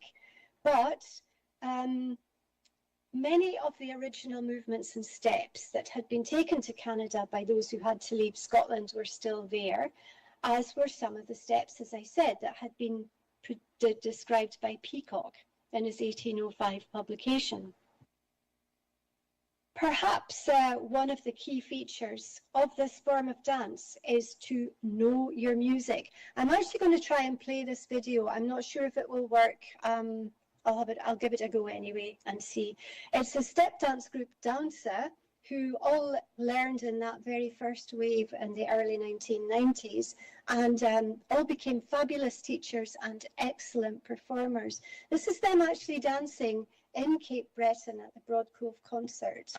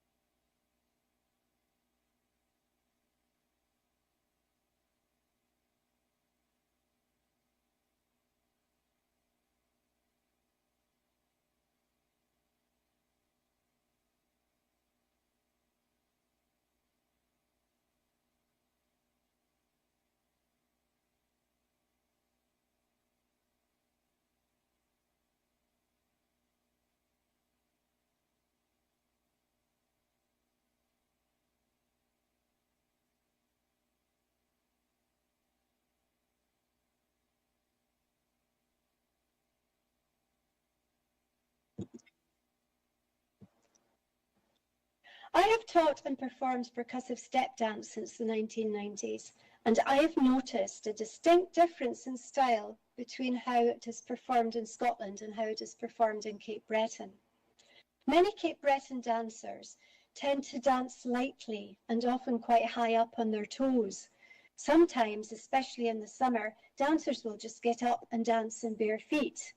Hard-soled shoes are not a given requirement. Scottish dancers, meanwhile, tend to dance a bit lower, with the heels closer to the ground, and this style can be a little heavier, but the resulting percussive emphasis is important to the dancers. So, to sum up, we've seen 4 main styles of traditional dance in Scotland today. Each has developed in its own way, in one way or another. Each can be traced back over 250 years, to the steps written down by Francis Peacock. There are also many connections between them. Scottish traditional dance reflects the social and cultural history of Scotland over the last centuries. Of the 4 styles I've referred to, step dance is the most endangered and struggles to reach critical mass. There are many reasons for this, including the costs that fashion can be faced with if they want to bring a step dance tutor to a fèis. It can be cheaper to engage a Highland dancing tutor, as they will rarely have too far to travel. It would be wonderful if step dance was to be supported and incorporated into traditional music teaching in general, not just in schools and at fashion, but in higher and further education as well. There is a case to be made for more support attention and resourcing of step dance. Thank you.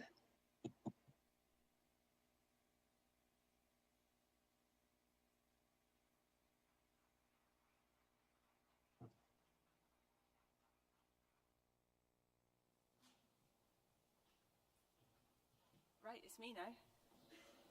I'm going to address the elephant in the room, which is that we're running quite late. So, but there's 15 minutes scheduled for questions. So, hopefully we've answered your questions in the talks, and then we won't even need to do that. Right, so, I've got some notes here.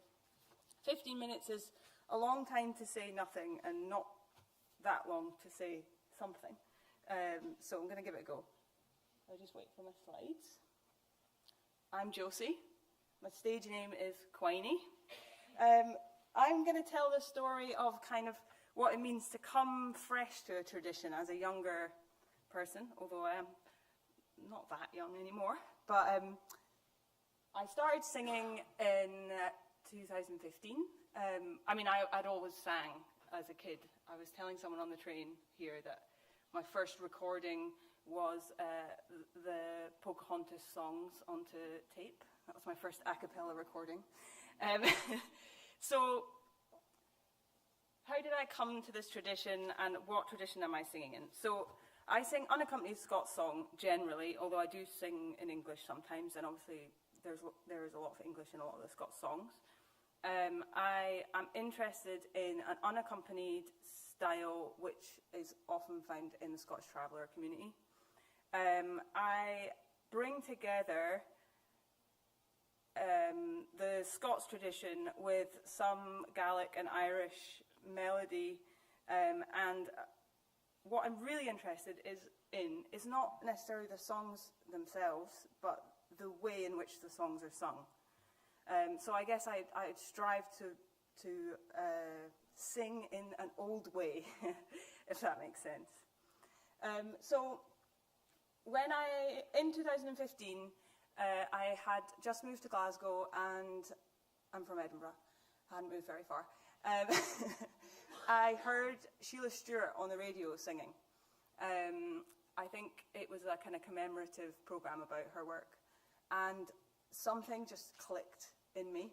I'd always loved singing in what I now know is Scots, but at the time I didn't know it. So basically, I love the Jelly Peace song.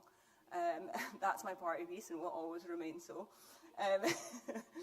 And suddenly I was hearing this Scots, but not only that, I was hearing it sung by a woman who wasn't striving to sing beautifully, but was striving to sing what I deem to be authentically, or with this kind of like unpolishedness that gave the songs this totally different meaning to me. So I started exploring this style of singing, and then I found Lizzie Higgins, and her voice and her approach have been my kind of main kind of North Star, to use some kind of corporate language. Don't know why I'm using that. And yet, I also draw on, as I said, I draw on a variety of different traditions and influences. Lizzie I use as a kind of what would Lizzie do kind of approach, because I love how she is unafraid to make songs her own and to bring new material into the tradition. So she's a kind of in between. So she was born in 1929, and she died in 1993 when she was 64. And she's the daughter of Jeannie Robertson, so she's from solid tradition-bearing Scottish Traveller stock, Aberdeenshire. But she really asserts herself as a unique performer from her mother, and she's very influenced by her father's piping that's linked into her songs. But also I can see in her that she is not just a passive bearer of tradition. She is a creative person who has a vision for how she wants her voice to be heard.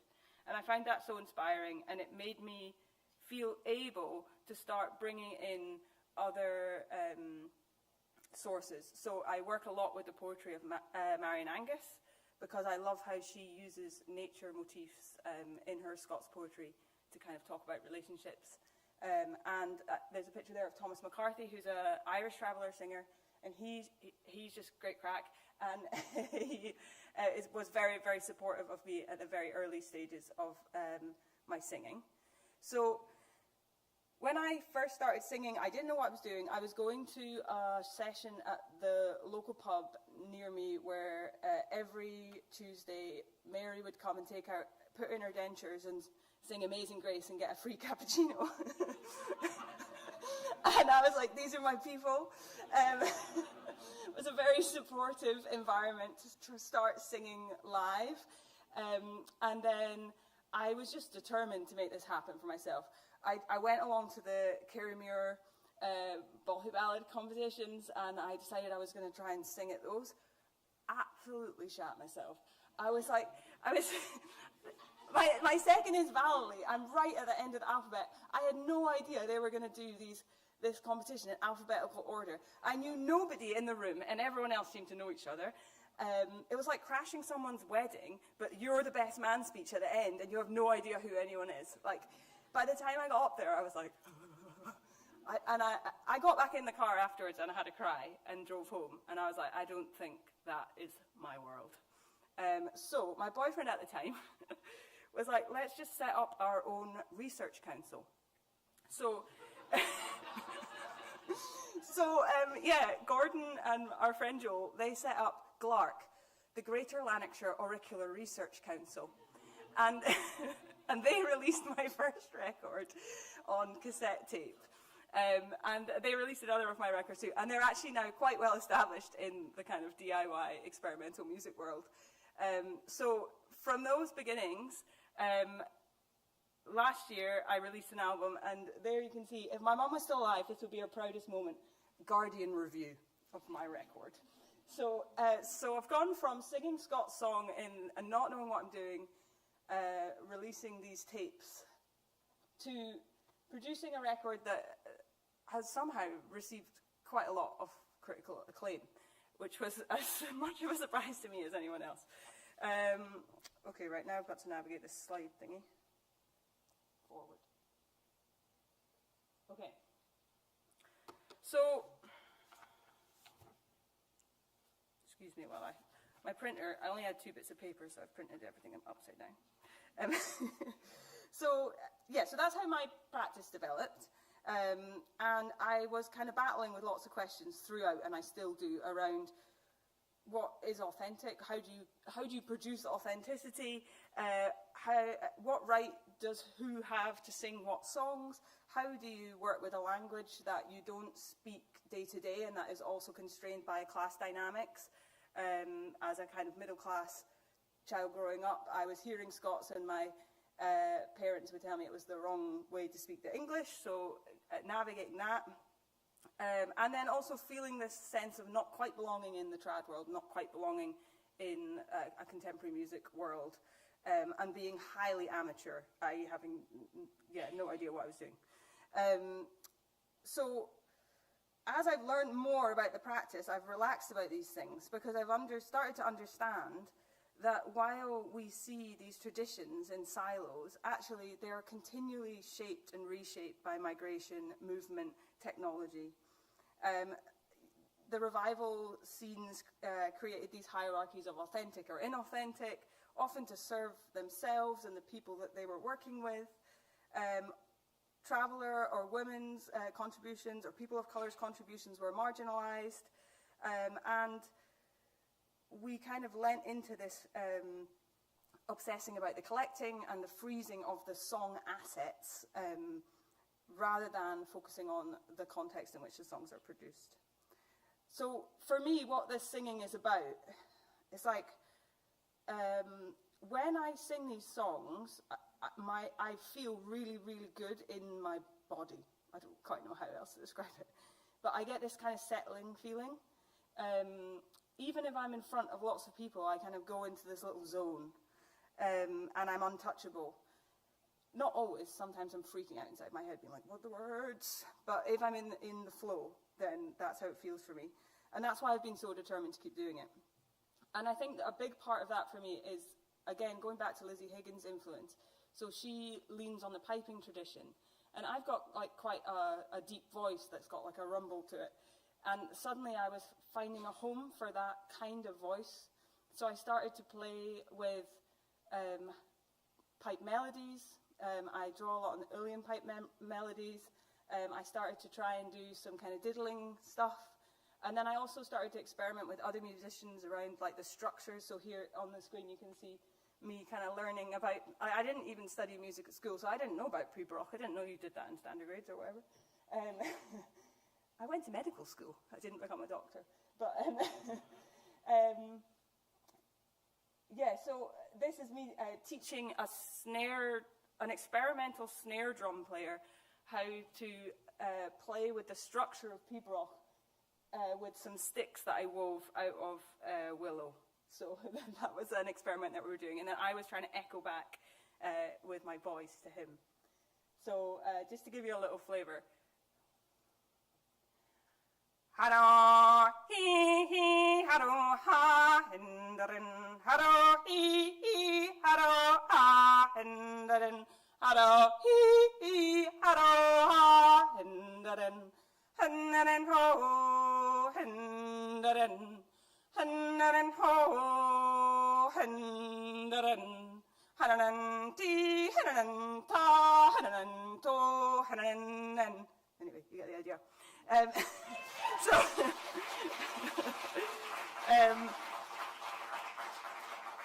thank you. So, yeah, I mean, Lizzie, again, the what would Lizzie do thing, so she brings together voice and pipes, she brings together Scots and Gaelic traditions. She worked with people like Andy Hunter, who brought new songs into her repertoire. She wrote her own songs, and she's a style icon. So I can't go wrong following in her footsteps. The things I kind of judge my practice against, like I was saying, about the way I sing. I want my songs to be unaccompanied. I want them to be learned by ear, although sometimes I put them in GarageBand and slow them down really slowly so I can chop them up. I want to maintain a free rhythm that's led by the words and the language I'm using, rather than being tied into rhythm produced by accompaniment. And I want to resist the kind of pressure to nicify the songs and make them kind of more palatable to perceived audiences who might like them to be something different. And that's actually the hardest thing for me, is to like resist the pressure, especially now that I'm being asked to gig in spaces where people aren't coming to see this particular type of music. They're just coming because you were in The Guardian, you know, so I'm finding that a challenge, to stick to my guns. So, my next slide. So, my songs are just a product of me and my life, and I think Gary touched on this, like this idea of being connected to land, to places. Like, I am all about not preserving or collecting songs, but like following a line of inquiry that produces the songs. And, you know, there are endless songs that we can access now in archives and across like the recorded internet, the recorded internet.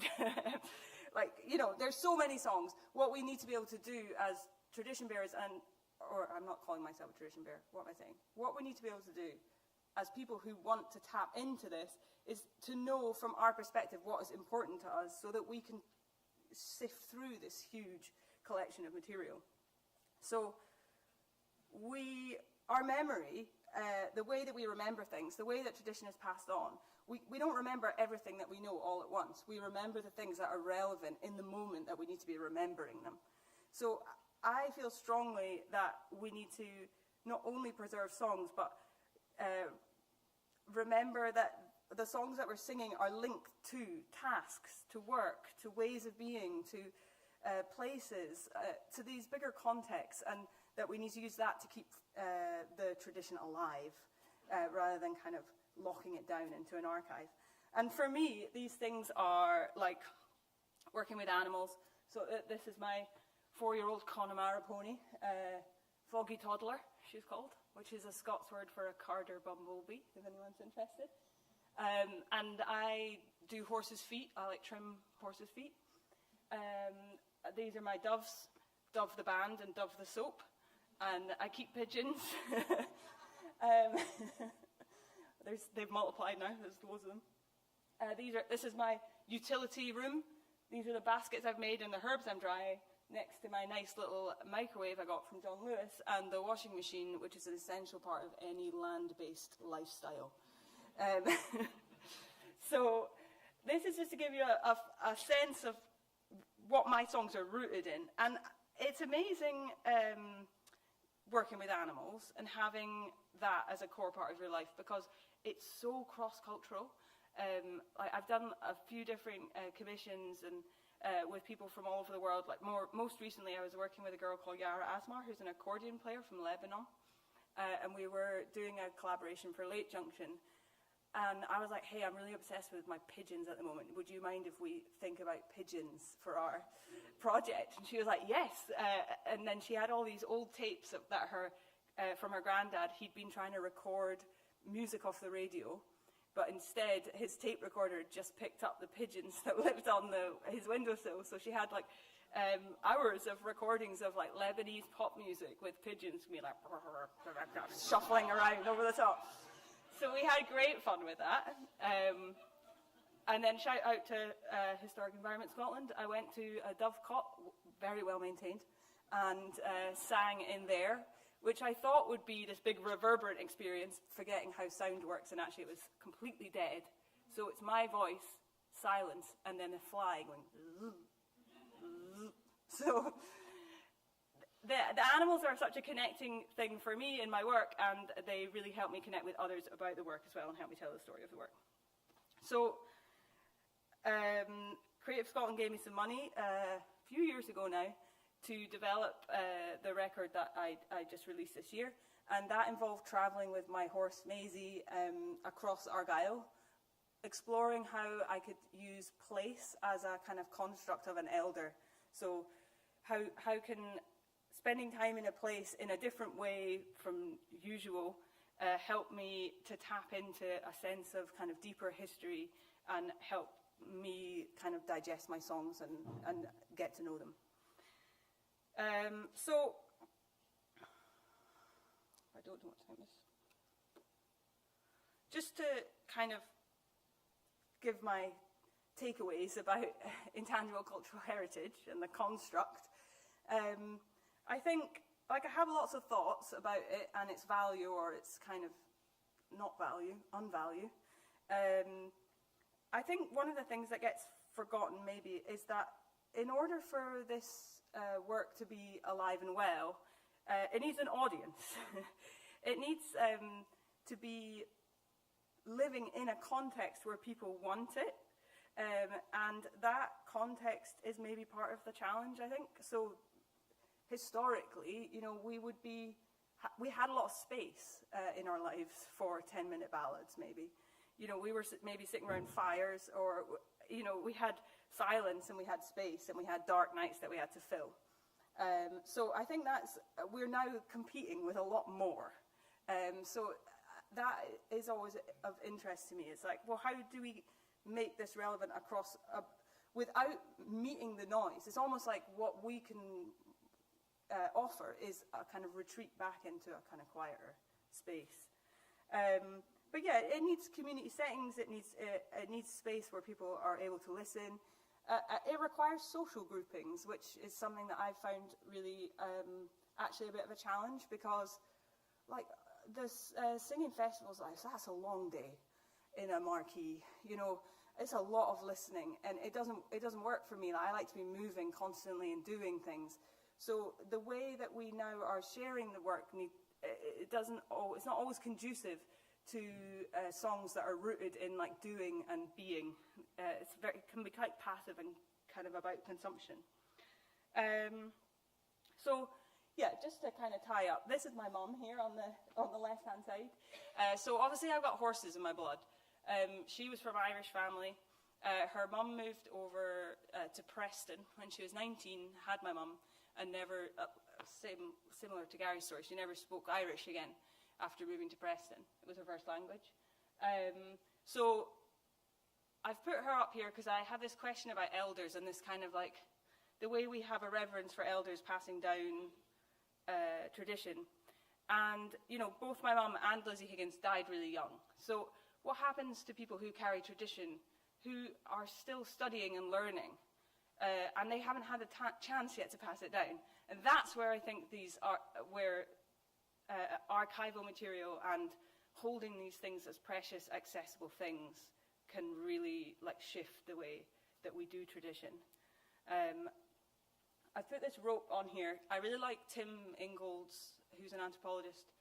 He talks about generations being not like layers that are piled on top of each other, where information passes down from one to the other, to the next, but instead like an intertwining rope. So at one point you could have someone who is a certain generation and they're in the same space as someone else who's in a new generation. It's not a hierarchy, it's a flow with a kind of intersection through. And I really like that idea of like, well, what does it mean to just be allowing the curiosity across generations to inform not just one way, but both ways. And I think this becomes really important at the moment where we are starting to look at our traditions with new lenses, and we're starting to listen to the voices of people who've been systematically excluded from the traditions.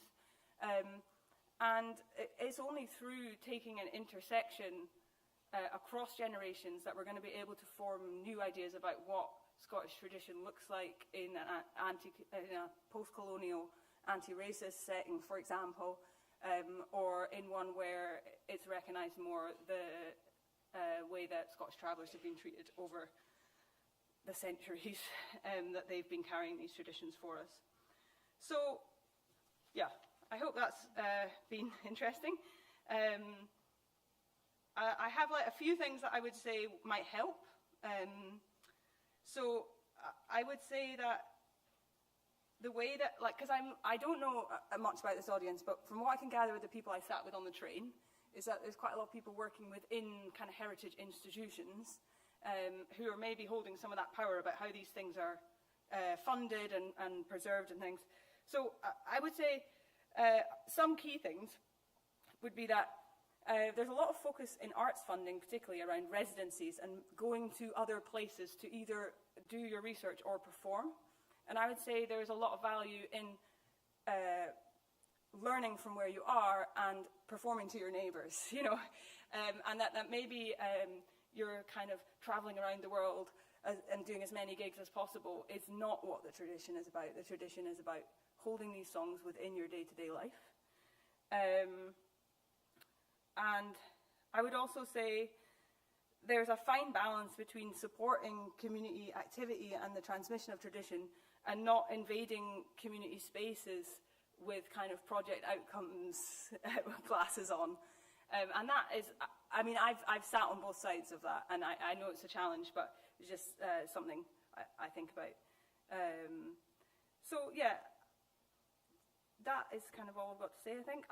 If anyone's interested in my research, I've got some books with me that are like artist books that I made off the back of the kind of pilgrimage I did with Maisie, my pony, which touches on a lot of this. And yeah, I'll just have a little table downstairs somewhere, so please do come and say hi if you're interested in this kind of work. And I'll probably sing it like Kaylee later. Oh, no.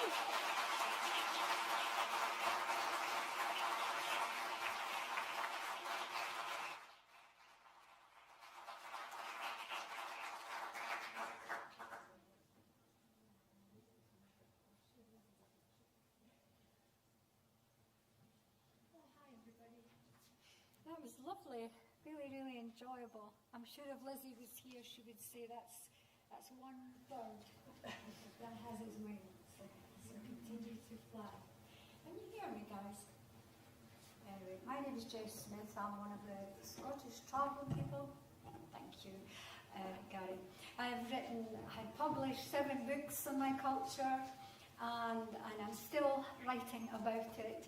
I stopped travelling when I was 17, met my husband, and he wasn't a traveller, so I had to live the other side. I'd always been a bit feared of the other side, but I had to discover that there's only a tiny, fine line between us all. We're diverse. So anyway, let me tell you a wee story. My granny, my mother's mother, was sitting on a ferry, leaving Inverary going to Strathclyde. In those days, you know, but before we had lots of cars and that, there was lots of ferries in the lochs in Scotland. Loch Fyne.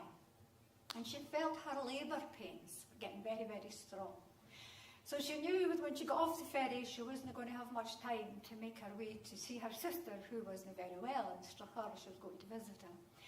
So she broke a couple of branches from a hazel tree, and she wound them through the arms of her coat, made a wee hat, and climbed inside her wee hat and had my mother. She was breeched, so it took her a wee while to fix her baby in the womb. I just cringe when I think of that. But my mother was born, and she washed her at the loch side, and she fed her and wrapped her in her shawl and had a wee sleep, and then went on her way. Now, the family were at that time staying in a tent at Tarbert in Loch Fyne, and it was very, very important that the travelling people went to the nearest registrar and they got babies registered, because that meant that they were human beings, they were little people. And when my grandfather went to register my mother's birth at the register in Tarbert, he went back and he says to my granny, "That's our Ginny now," he says, "a wee human being." She says, "What did you tell the folk in the register and that about where our Ginny was born?" He says, "Just here, the campsite in Tarbert." "No, that's not true, Nicky," she said. "You go back and change that. My Ginny was born on a coat and the shores of Loch Fyne, and that's how I want it."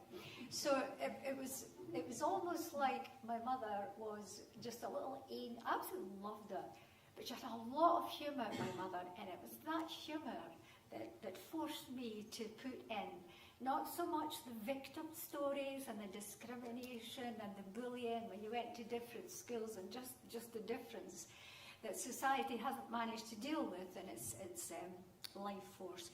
It's simply that if you laugh at things, it's much easier to accept them. So in my first 3 books, biographical books, Jessie's Journey, which went to #1, believe it or not, in the Scottish biographies, I had a swept head on me. The second book, Tales from the Tent, wait till I tell you this, #4 in the British biographies, one up above Lauren Bacall. A lot of you are too young to know who she was, but she was married to Humphrey Bogart.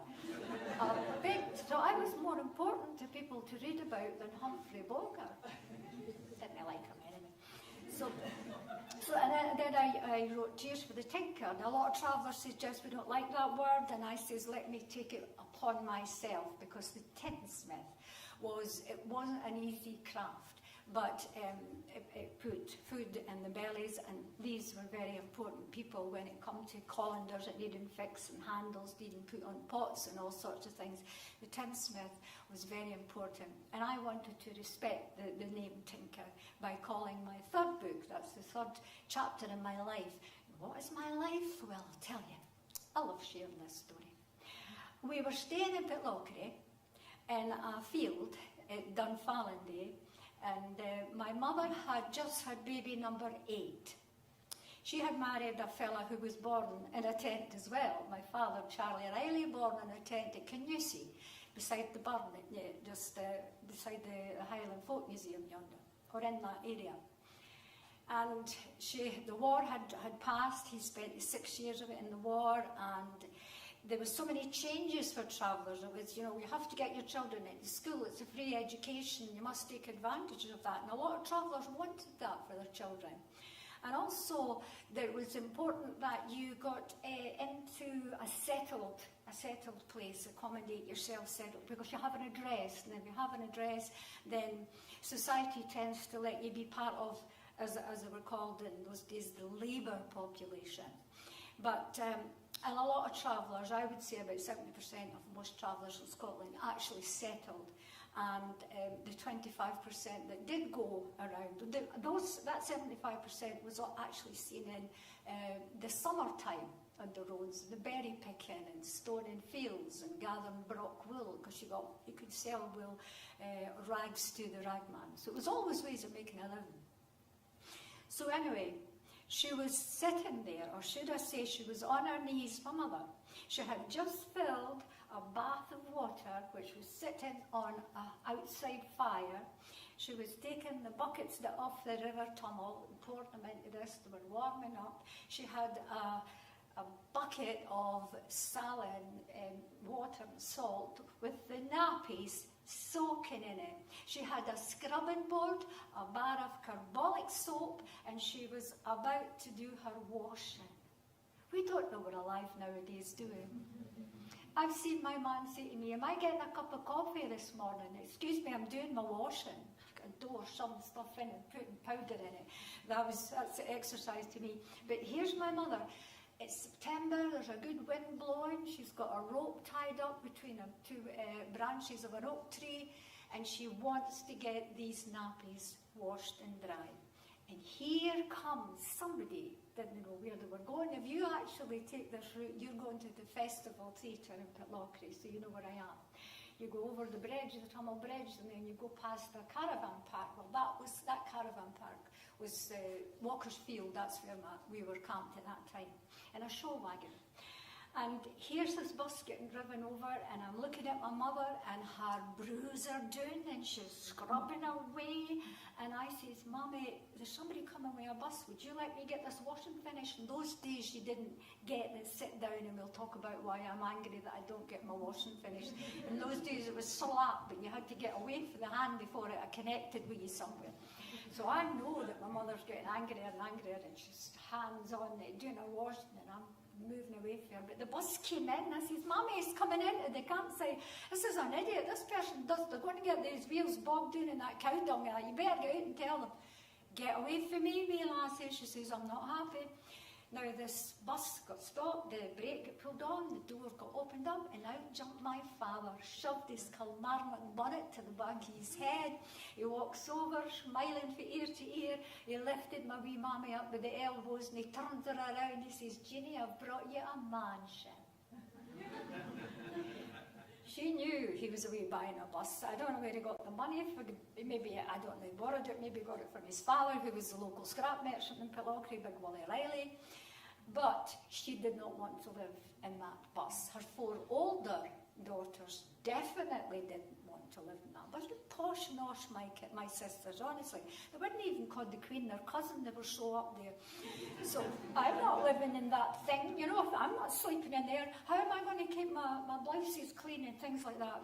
My mother just shook her head, and my father says, Jeannie, please allow me just another wee while on the road, just a wee while to go where I want to go, to work where I want to work, for farmers and doing their rats and their mice and things like that. Just let me have a wee while. I've spent 6 years being told what to do, never knowing if I was going to be alive the next day, finishing off my army in a tank. He was full of shrapnel when a bomb exploded in his tank as they were advancing along the Rhine. He didn't want that. He wanted to keep going, and she wanted to settle. So this argument went. Now, I don't remember the argument. I was only 5 years of age. I didn't know anything. But I do remember wee bits and pieces of my father doing this bustle, pulling out all the seats and turning them around and making wee beds and putting a Queenie stove in here and bolting it in behind the driver's seat. He liked his seat, my father, when he was driving along the road, right, you know. And then a cupboard over this side with to take all the house, the pots and pans and all the dishes and such as, and the luggage compartments, we all got one each. You know, he was giving us, he was preparing a home for us, a mobile home. And my mother had seen the end of her travelling days. No more walking behind the horse in the winter time when the dung and the gutters were frozen and they were covering your shins past your knees. No, that was all finished. No more arguing with the farmer or the police or whoever. She wanted to settle. So he dug this bus, right, the inners of this bus out. Tangible, intangible, I haven't got a clue, but the arguments, they were not intangible.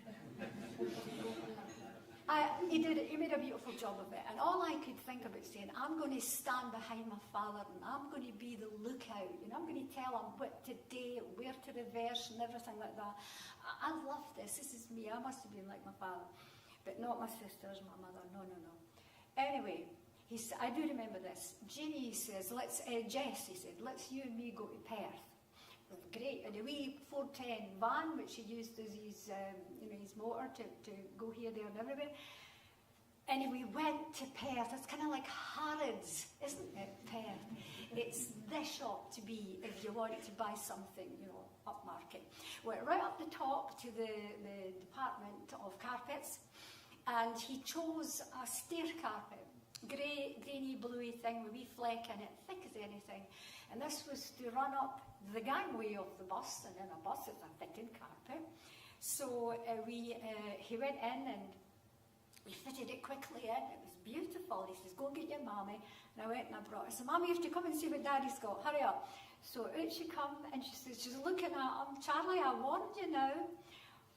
Wow. That's a bonny carpet. She put her finger in it, went all the way up. She said, oh, and it's thick as so it's broad. He said, what do you think? So she stood back, she folded her arms, she says, I'll give you 1 year, Charlie, 1 year, and that's the end of the travelling days. We can go in the summer to the berries, is what I do, but that's it, 1 year. We were 10 years in that. Going everywhere. Over the border into England, where my mammy said, you'll get killed there. She was still thinking she was still in Culloden. She said to us, you'll need to learn English. It was just, honestly, for me, it was fantastic. And I could write about that when I decided to be a writer. But there was a time, really was a time when I was 14 years of age that I never thought I'd be a writer.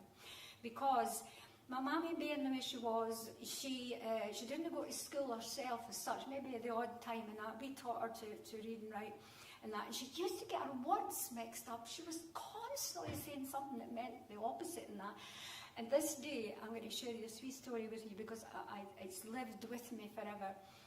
The teacher in the English department in Viewforth Academy, where I was at age 14, she says, I'm fed up with you boys and girls. You have no idea about how careers are important to you. You've got to think about what you're going to do. You believe in school shortly. You left at age 15 now.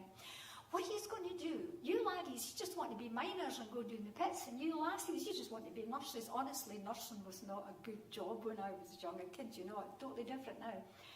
So I thought, actually, I want to be a writer and things like that. The teacher knew that. So she says, I want you all to go away home and I want you to write a story about a deep sea world creature. And I don't want half stories and quarter stories. I want a good, solid essay. Now that's for next Friday. I want you to come in with that. Well, I went home and I says, Mammy, you're part of the MacArthurs and the McAllisters and the McDonald's for the West Coast. Water was everywhere. You must ken all about deep sea world creatures. Oh, I've seen many a strange looking thing in the back of a fisherman's boat as they come into open. Oh, aye. Well, can you suggest one for me? Because I want to be different than all the other lassies and laddies. I want to be able to show the teacher that although I stay in a bus here in Kirkcaldy and Lenny's yard, the brickyard, I can be a writer. And she says, well, all right, let me think about it. And she thought a wee while and she said, I remember picking up the cover of this boat and I near got a fright. She almost fell back in my back. She said it was this strange thing lying in the boat among all the fish. Big round head, 8 legs it had on it, and it had a long snout like an elephant, and mouth was up there somewhere, its eyes were shut. I don't know what colour the eyes was, but it gave me the frights when I seen it.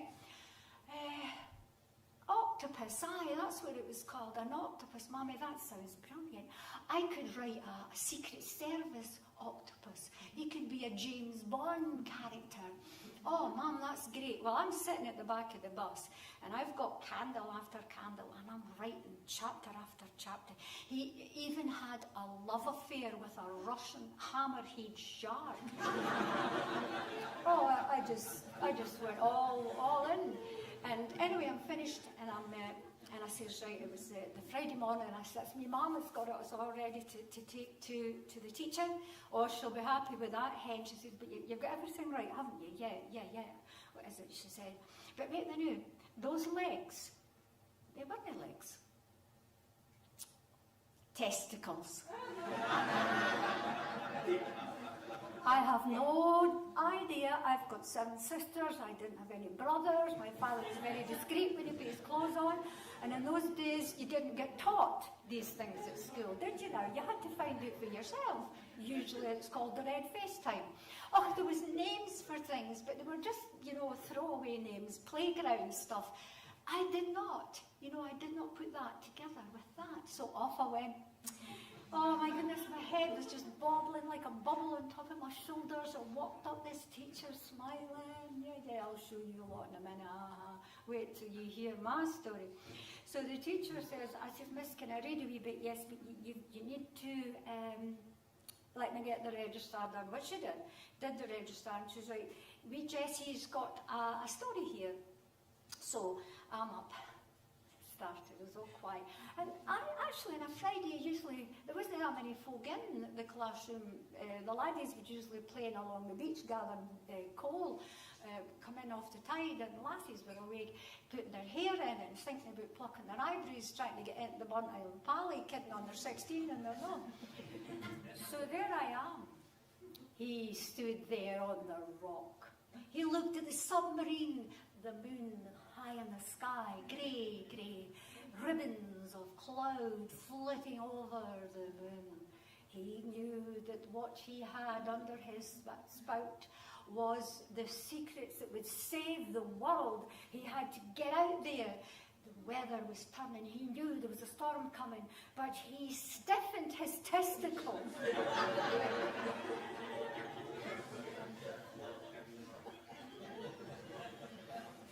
There wasn't a single person sitting on their seats in that classroom. They were rolling about. The lasses were standing looking out the window going, oh my God. I thought, oh, for heaven's sake. Well, oh, dearie me, what's happened? Miss couldn't look at me. The veins in her neck were exploding. She was purple. Well, come here. So I went over, the blackboard was here, and I says, Miss, what is, why are they all laughing? Davy Guthrie stands up and he shouts, hey Lawrence, how many have you got, pal? Those 8 testicles. Oh, Lord Almighty. When the teacher told me, that's when it sunk in, I went, Miss, that's not what they're called, is it? I'm afraid it is, Jessie. I says, can I go home, please? Well, under the circumstances, I think it'd be better if you did. Well, I went home, and my mum is sitting there, and she had this thing about crocheting scatter cushions. It was a hippie era, so you couldn't move in the bus for scatter cushions. Everywhere. You sat doing about 10 scatter cushions scattered up the back of your neck. Oh, lassie, she said, how was it? Why are you home so early anyway? I says, Mommy, I'm going to say 2 words to you and I'm not going to say anything else after that. Is that okay? Maybe about 170 years from now I'll speak to you. Oh, that sounds serious. What's wrong? 2 words, Mommy. 8 testicles. Yeah, well, what's wrong with that? Well, that's it, Mama. No speaking to you, that's it, I'm finished. And I'm not going back to school, I'm finished with school as well. I'll go and sweep up the hair and the hairdressers. I didn't want to go back to school ever again. Oh, is it my fault? No, forget it. Oh, what have I done? Oh, Jessie, what have I done? I'm so sorry, my wee lassie. Oh, what a mistake. What a stupid fool, now that I think about it.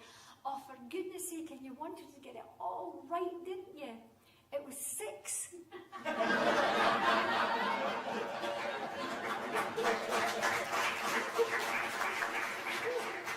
Anyway, she took me right back to where my mother was born.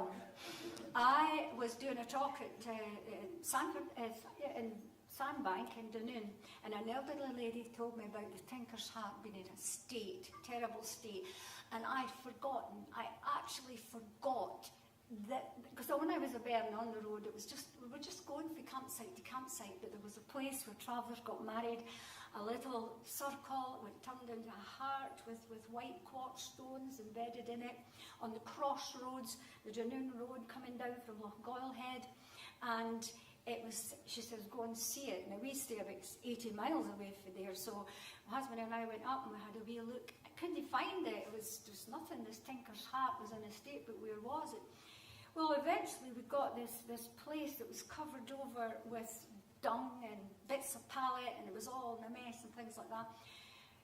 So we cleared it up, and I'm going to share this with you. I looked at those white quartz stones on the ground where travelling people would go to get married, and this lady told me that they used to take their babies to get christened there, and the dead were brought there if they could get them there to be buried in Hell's Glen, just up the road. And I looked at it, and it was like a culture looking at me and saying, Jess, we can't go. We have to be recognised. And that's when I started a campaign and brought so many people to come on board with me to have the Tinker's Hat of Argyll listed as a Scottish monument. It took us 6 years to convince Petition Board, Petition Parliament Petition, the Historic Scotland, it wasn't Historic Environment Scotland then. Honestly, I never stopped, night and day getting in touch with people. The petition, we had over 1,000 signatures for this. People got in touch with me to say that my mother had been buried there in the Hell's Glen, and so many stories. The Reverend McCorkindale came over in his horse from Lochgoyle Head to officiate at ceremonies there. A history that I didn't know about, that I was losing. The reason for it was that in 1969 they had realigned the road and lost the crossroads, and Historic Scotland said we cannot list that intangible cultural heritage. It's been moved. So we had to prove that it wasn't there, because in 1928 Lady George Campbell had discovered that there was roadmen putting tar on top of the stones, and she was furious, and she went to the roads department. She's thumping the table. She says, get that black stuff off those white stones. That sacred circle must be protected. And they went and they picked off the black tar, and if you visit Tinker's Hat today, it's just up from Cairn now, just opposite the turn-off to Lochgoyle Head. You will see black all going round each of the stones. So we had to prove that. Time passed, lots of time.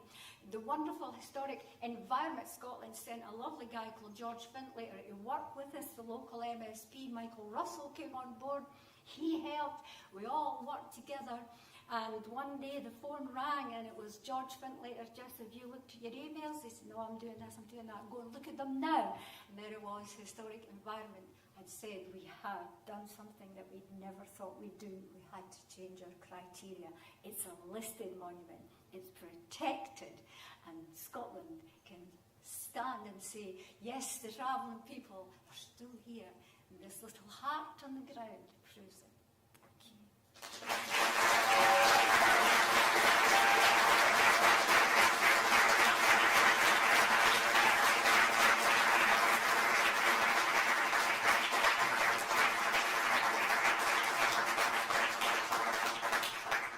Thank you. So much, everyone. That was fantastic. We are running quite over time, which serves us right for trying to get such amazing creative people to talk in such a short amount of time. So we're going to head for lunch now. We'll try and catch up a little bit, so maybe have 45 minutes for lunch rather than an hour. We don't have time for questions at the moment, so if you're in the room, I recommend just finding the person at lunch and asking them a question. But if you're online, if you put your questions on Slido, and then we'll try and catch the people and get them to respond for you. After lunch, we'll have another session in here, and then it's workshops after that.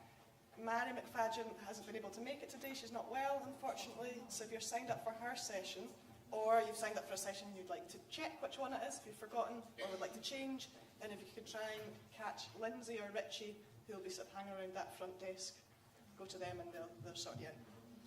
Enjoy your lunch.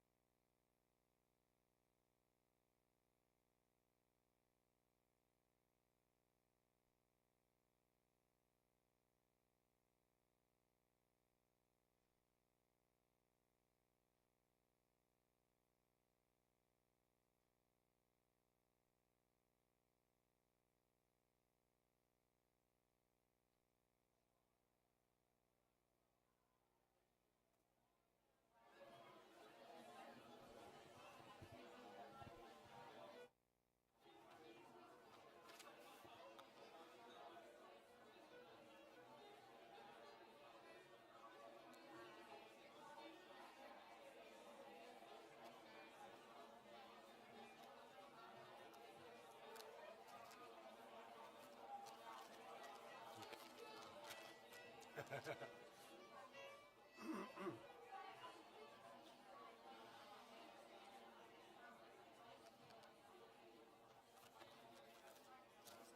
just in case I forget.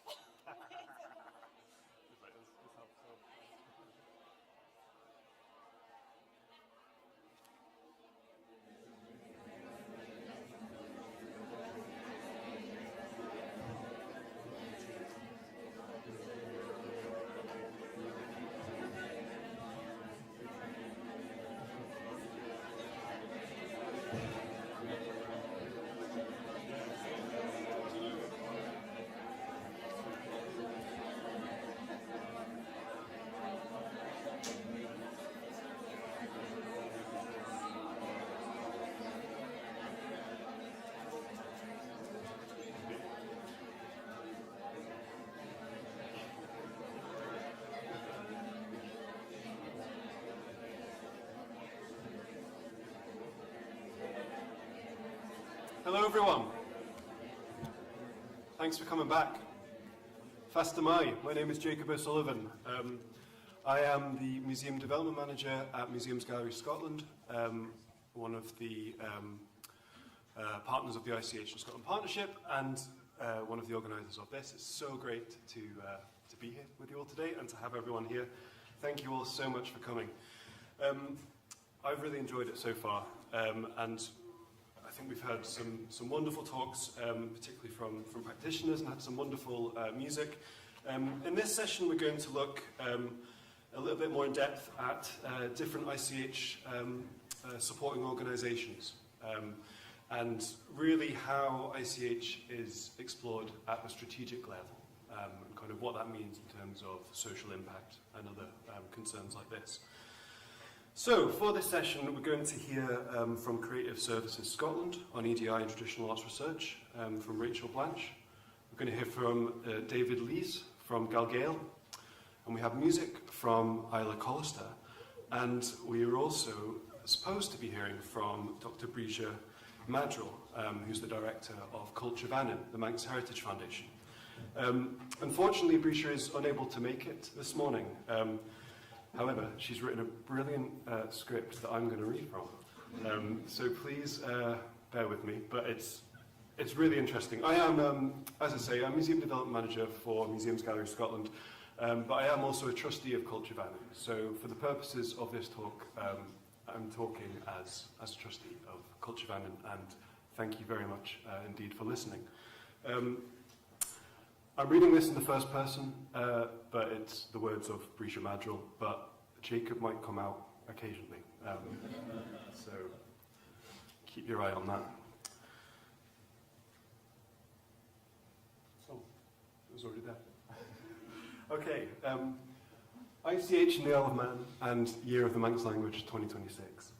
So in 1980, a craftswoman presented a petition to Tynwald, and Tynwald's the National Parliament for the Isle of Man. Just as an aside, this is Jacob now. You might know things like Dingwall, which has the same root, Tynwald, and the Icelandic Parliament. So Tynwald being the National Parliament of the Isle of Man. The craftswoman wanted a home for the Manx language, for music and dance, for crafts, for culture. She was ahead of the curve, and I wonder if she had any inkling that UNESCO would eventually catch up. Sheila Tarr's call was for a permanent centre for the island's art, culture, craft, language, literature, festivals, and so much more. Her vision led to a select committee report, and ultimately the Manx Heritage Foundation Act 1982. Culture Vannin is the trading name for the Manx Heritage Foundation, and we have been supporting Manx culture and intangible cultural heritage, living heritage, or, dare I say it, living culture, for over 40 years. And, without further ado, I'd like to introduce you to some of our intangible cultural heritage, performed by my co-presenter, Manx speaker and writer, fiddle player, singer and composer, Isla Collister.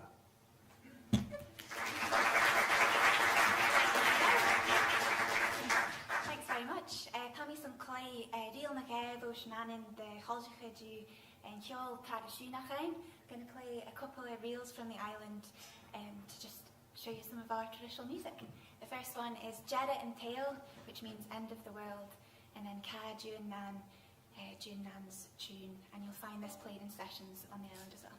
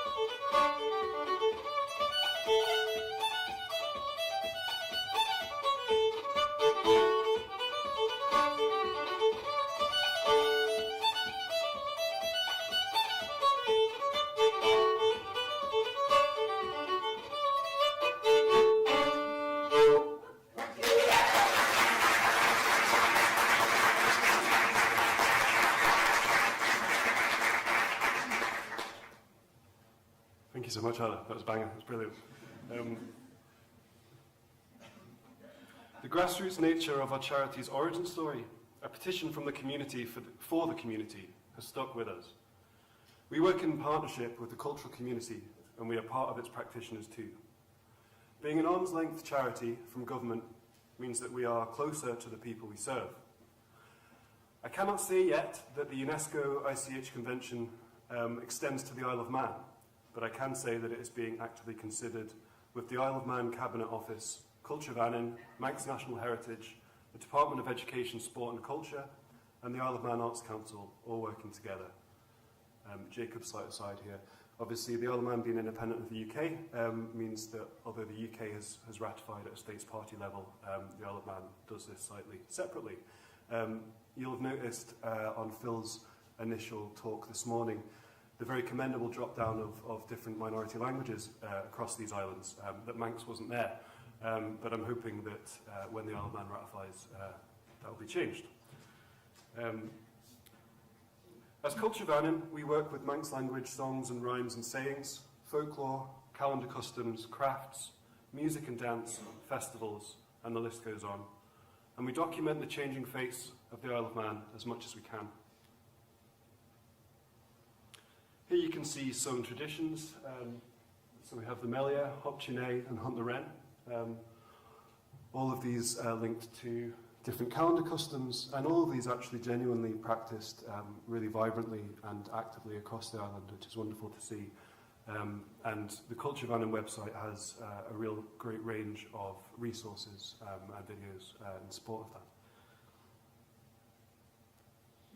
And for more detail of Camag, which is one of the cultural traditions, this is a game played, or the Manx National game really plays on St Stephen's Day, which takes place usually on this field that you see in the top left corner, which is the Tynwald Assembly Field as well. So it's a really kind of important cultural identity to the island. Camag, by the way, sorry, this is Jacob again, going off piste. Camag is very similar to Shinty that we have in Scotland, also Hurley, that is an island. I think, somebody put me right, but is the stick in Shinty called Caman? Something like that. So I think Camag, I think the root is bent or curved, meaning the stick. And I would be, again, really interested in maybe there's a joint bid for inscription for Hurley, Camag and Shinty when we've all ratified. Anyway, that was me. The work of Culture Vannin, there are 3 development officers which help schools and communities with resources, skills development and opportunities, and the charity's board looks after governance, strategy and awards grants to fulfil our very wide remit, and that's my role within Culture Vannin. So culture plays an important part in why the Isle of Man was named the first whole nation UNESCO biosphere. Being a biosphere means protecting core areas, both terrestrial and marine, and care for areas including National Trust land and Wildlife Trust reserves, and sustainable development areas, which are the towns and villages where we live. The full name of the programme is, of course, Man and the Biosphere, which makes it clear that it's about communities, culture, and heritage too. Now, Mary McFadden's been mentioned a bit today, and I'm going to quote from a recent article, and it's a shame she's not here today anymore, but a recent article, Living Heritage for Living Landscapes, which many of you might have read, in which she prompts us to think about the role that ICH has in connecting people with place and the natural world in a sustainable, future-focused way. She talks about the causal link between the loss of biodiversity and the loss of cultural diversity, knowing that, quote, sustainable environmental stewardship relies on emotional, ethical and cultural connections that foster a sense of belonging, responsibility and care. This sense of culture hitting you in the heart space. For this and so many other reasons, I believe that biosphere and ICH go hand in hand. In fact, biosphere can embrace and lift up ICH in this way. This matches Culture Vannin's own core values of sustainability, considering both environmental impact and sustainability for culture for future generations. But we need to be conscious of the challenge in communicating both biosphere and ICH to people who find them difficult terms to unpack.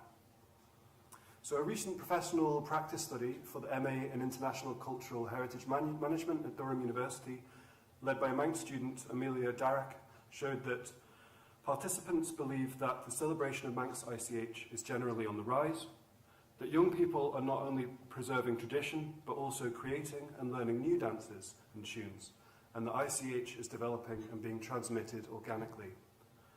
And that Hopchine, Hunt the Wren, Eve Olden, which is the Old Maeve, and Tymor Day are all cited as good examples of living heritage in the Isle of Man.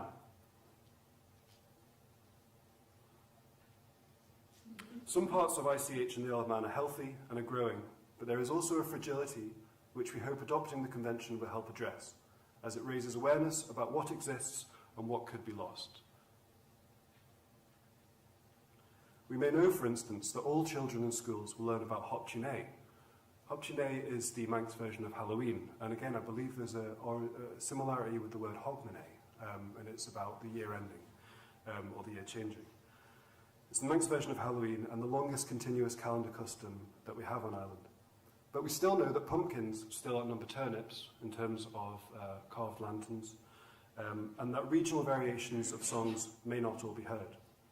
So, for example, we have songs in English and in Manx, like this one that we're about to hear, where you sing about the moon and about meeting a polecat who scratches us, so we have to run to Scotland, which is your average narrative in the Isle of Man and why I ended up here 10 years ago. And now we're going to hear again from Isla. So Brisha is also an amazing singer, so she's going to sing this with me today. And we sometimes do it in call and response, so I'm going to give it a go on my own. Please feel free, you'll pick up the chorus. It just repeats, Hopchine is Trallalay, so please make me feel better. Enjoy it. Ta shani how na Hopchine tanye soje Trallalay, ta shani how na Hopchine tanye soje Trallalay. Hopchine is Trallalay, ta shani how na Hopchine. Hopchine is Trallalay, ta shani how na Hopchine. Nachti how na Hopchine, Merachla how na Trallalay. Nachti how na Hopchine, Merachla how na Trallalay. Hopchine is Trallalay, ta shani how na Hopchine. Hopchine is Trallalay, ta shani how na Hopchine. Vinch me polecat Hopchine, then it goes a Trallalay. Vinch me polecat Hopchine, then it goes a Trallalay. Hopchine is Trallalay, ta shani how na Hopchine. Hopchine is Trallalay, me how na Hopchine. Then me die Hopchine, then me gets Melbourne Trallalay. Then me die Hopchine, then me gets Melbourne Trallalay. Hopchine is Trallalay, ta shani how na Hopchine. Hopchine is Trallalay, ta shani how na Hopchine.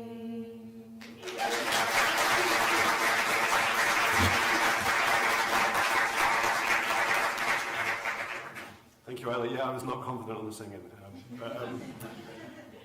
I promise you, it's actually really interesting that different versions of that song are sang throughout different parts of the island. I grew up in Castletown, where we sing a very different, very kind of English version of that. I think I grew up in Peel, where there's more of the Manx might be more heard, and it is really interesting. I think on a very quite small island, there is such diversity, and you very much still sing that instead of saying trick or treat. I know we have guys in here in Scotland, and it's a very similar thing where people maybe are telling you a joke, but on the Isle of Man we like to sing that song. So we do know that a combination of community and development work by Culture Vannon and others has done a lot that is right over the decades. The Isle of Man now boasts professional traditional musicians and singers, and also spontaneous growth and community celebration. We are also opening up opportunities to people who want to connect with the Isle of Man, no matter where their journey started. ICH can be a way to show how you become part of the community through participation, practice, and enjoyment. I want to briefly mention a very special Access Vote project at the University of Sheffield that Esbjørn Vettermark, who is in the audience today, has been working on with partners from across the British and Irish Isles about folk arts policy. This has been an important way for us to learn more about ICH and to consider the links between traditions. A little history lesson. The Isle of Man was once linked to Scotland through the Kingdom of Man and the Isles, and many other ways. We'll not mention the Battle of Ronaldsway, at which lots of Manx people were slaughtered by Scotland. We'll need your support now so that we don't feel isolated, so that we can follow the best practice that you have developed, so that we can contextualise our ICH more readily. When you're a small nation, like the Isle of Man, you need friendly neighbours. And so we are hoping that those working with ICH in Scotland can help give us a voice. After all, most of our professional musicians now live in Glasgow. I'm actually reliably informed that Hill Head is known as the Manx Quarter. Is that right?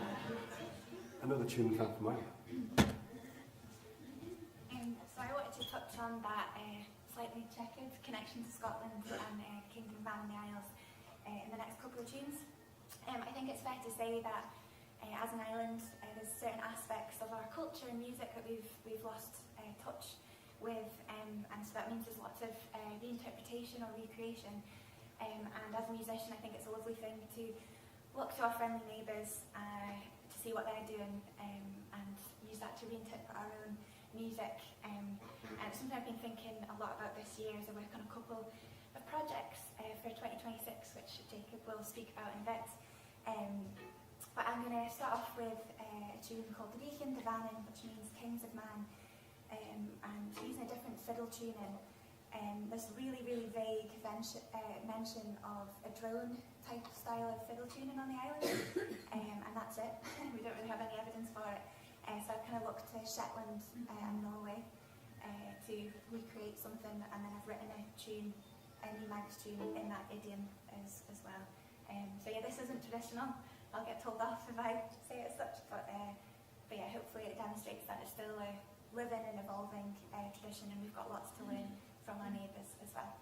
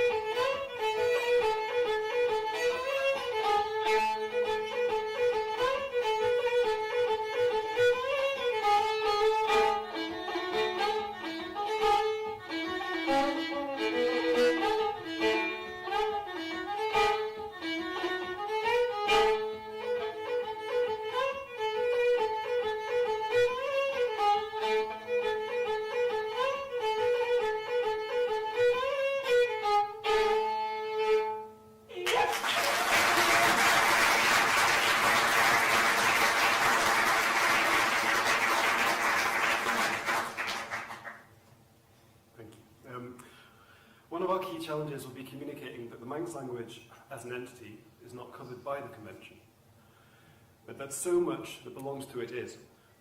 Excuse me. The excitement comes of having to do this at a time when we're preparing for Blaine na Gaeilge, the Year of the Manx Language 2026.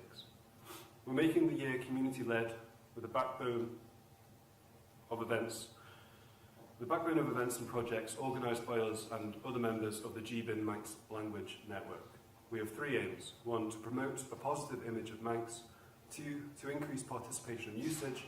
And three, to inspire creativity and innovation and establish a lasting legacy. We're pushing out the message that we'd love to see people weaving old and new threads together so that there are ways that we can highlight and support ICH as part of this. There are lots of proverbs, traditional songs and special forms of expression like carvels, songs based on religious texts but not necessarily linked to the nativity that are performed at Christmas time, such as around evil women and dark stories of retribution. But with the year celebrating Manx, we have the opportunity to enrich the language by promoting elements of ICH as well as marrying them with other art forms. As Mary McFadden notes, names encode details about flora and fauna, landforms, traditional land use, settlement patterns, local stories and beliefs. A Manx language ICH can support and strengthen people's connections with the environment for a sustainable future. As an organisation, we have had two streams of funding for the community, £30, £500 Trish projects and a grant fund of £26,000. Even this small boost to funding will have an effect multiplied by the skill, knowledge and enthusiasm that comes from the community. We know that helping creative arts practitioners feel confident with the language, to feel that they can play with it and create using it, is a powerful tool to effect change. I've long said that there needs to be a Manx language version of the rap group Kneecap. So, our Trish projects ask people to play with fragments from ICH, if you will, to bring the Manx language to life in unexpected ways. Delivery is online or in person by or during 2026. And although we could only fund 30 projects, 82 were proposed. So, I and Risha would like to ask various language communities in Scotland if you can think of a way to connect with Blaine na Gaeilge 2026. More information can be found online at yearofmanx.im, so you should please get involved. And just, worth noting there, any Gaelic speakers or Irish speakers, any of the similarities that can be seen on the poster there. And to finish this whistle-stop tour of ICH in the Isle of Man, I'd like to briefly contemplate the Wren Pole. Each St Stephen's Day, a few sticks and greenery become the centre of a wonderful community gathering that is known as Hunt the Wren, or Sheilgan Dream. These sustainably sourced fragments come alive when you add people, stories, songs, dancing, skills, so when you add intangible cultural heritage. The circle dance around the wren bush shows the power of the community holding hands together, the power of partnership and collaboration, and we're excited to see how a greater focus on ICH can support our communities and traditions. And I would just like to say a big thank you to Brisha for writing this and to Isla for the wonderful tunes. Thank you.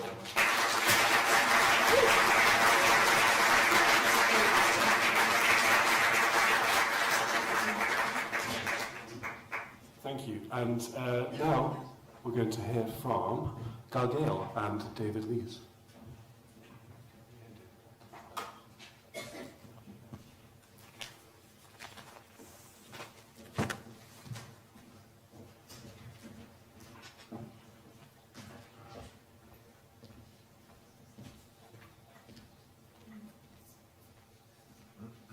I didn't do a slide presentation, so you'll just have this, which is a shame because actually Gabriel is a very incredibly visual place, to the point of being sort of overwhelming sometimes. It'll just be this and me. My name's David Lees. I, until 2 weeks ago, have worked at Gabriel for the last 8 years, but I've stopped doing that. And so I'm now just a sort of community member, which actually I think will be a lot nicer, and I'm sort of glad to be stepping into that. Thanks for inviting us along here today. So alongside Galgale, I also run with two pals Radical Glasgow Tours, which tells the story of Glasgow, the greatest city in the world, from the streets through stories of activism, resistance, and organising. And we kind of work from a basis that we work from a basis of history from below rather than history from above, and maybe we can sort of imagine intangible cultural history as culture from below rather than culture from above. So just a bit about Galgale. I guess most folk will be, maybe put up your hand if you are sort of familiar with Galgale. Yeah, so it's like half. We came out of a protest movement in Pollock Free State in 1996. So as part of Thatcher's Roads for Britain campaign, the M77 was being driven through Pollock Park, which cut off Pollock, which is one of the more working class areas of, the outskirts of Glasgow from Pollock Park. And so there was a protest camp happened there. It was started by Colin MacLeod, and he was quickly joined by others who lived there for 2 years, right through like winters and summers. Sometimes there was a dozen folk there, and sometimes there were hundreds of people there. And it was a really difficult place. Colin got stabbed a couple of times. There was a lot of threats of structural and gang violence, as well as a lot of police violence. And when the motorway did go through, Colin and Jahan and others set up Galgale as a sort of positive version of what they stood for, which is a just Scotland freed from violence, scarcity and loneliness. So Galgale is probably most well known for its tangible cultural heritage, specifically the creation of a birlin, which is a traditional Scottish galley, which were used around the west coast and northern Isles of Scotland up until about the 16th century, when they were banned. Well, actually the boats weren't banned, but the intangible cultural practices that necessitated the use of the boats were banned in the Statutes of Iona, which was when the Scottish, who became English king, sort of tricked all the clan chiefs onto a boat, probably a birlin actually, and got them all to Iona to sign the statutes, which began the most gently, you could call it, sort of cultural assimilation of Scotland into the United Kingdom. If you were being very harsh about it, you'd call it the sort of proto-colonisation of Scotland. Clan chiefs had to send their eldest sons to school in England. There were lots of laws about tax, use of the military road network and things like that. And the birlins very shortly after that stopped being built, and there were none sort of remaining. I think they maybe got burned actually. And so when Galgale rebuilt a birlin in Govan in 2002, it was among the first that had been built for hundreds of years. And the choice of that boat was really important. It wasn't just about building any boat; it was about building something that really signified what it is to be a people. And Colin was very strong on it not being about sort of not a nationalist effort, but about reconvening peoplehood, and what that means. But yeah, the boat really, although we do still have her, and she's in the workshop and has been for a very long time, and if anyone from Historic Environment Scotland or any other funder wants to fund us to finish the restoration, that would be wonderful. Otherwise, we'll just keep chipping away at it with volunteer hours. So, yeah, the purpose really of building the boat was to sort of demonstrate a demanding common task, which is also in our sort of vision, working together on demanding common tasks that demonstrate ways of living with more humanity. And that phrase about demanding common tasks comes from George MacLeod, who was the George MacLeod Baron funerary of George MacLeod, who's one of the few Scottish aristos who gets a pass because he was actually quite decent. He had been involved in the First World War. He'd fought in the First World War alongside a lot of working class men, and really it was a kind of eye-opening experience for him to realise that they were his kinfolk, and they shared a lot in common. So when he came back to Scotland, he took a ministry. Well, there was some bits in between, but eventually he took a ministry at Governor Parish Church, which was really surprising because everyone expected him to go and be like the Dean of St Cuthbert's or something like that, and he took this ministry in a very working class part of the city, and he was initially regarded with some suspicion, as you might imagine, because he probably had a very, very posh accent. Even my accent is quite posh in Govan, which has made my job at different times quite difficult. But he eventually won people over when an infant in the parish died, and he himself carried the coffin on his shoulder into Governor Church. And it was at that point that people kind of started to be like, oh, okay, maybe it's not so bad. So then in the 1930s, he took a group of guys up to Iona Abbey to restore the cloistered part. So if you're visiting Iona Abbey and you're in that bit of it, you'll notice work that was done by Govan craftspeople in the 1930s. So yeah, the sort of demanding common tasks phrase comes from George MacLeod, who said that it's only through community that we can build demanding common tasks. It's only through demanding common tasks that we can build community. I've completely gone off what I was going to... This always happens. See, when we do the tours and we go to Governor, they just like start talking about George MacLeod, and then everyone's like, this is taking quite a long time. Yeah. So, as I've spoken about the Pollock Free State, Colin MacLeod had spent some time in the States before the protest and before Pollock Free State and the Galvale. He spent time with the Lakota Sioux on a reservation, and he noticed that a lot of the problems that the Lakota Sioux were facing were very similar to the problems that were being faced by people in working class communities in Glasgow, and he sort of began to attribute that to the alienation that comes as a result of a sort of separation from your land and from your language and from your culture generally. Carrie mentioned earlier on the bit about Tully Belton, which I have seen many times on signs, and I've never really associated with the belting, but of course that makes a lot of sense. And when you're disconnected from your language, and therefore you lose a lot of the ways in which you can interact with land. So part of what we've done at Galvale is about trying to kind of reconnect people with those, gently reconnect people with those kind of ceremonies and language points that connect us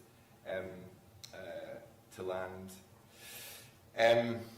So the last time Hamish Henderson sang the Freedom Come All Ye in public was at the lighting of the Beacon for Democracy on Calton Hill in 1998, and the brazier that's on top was made at Galvale.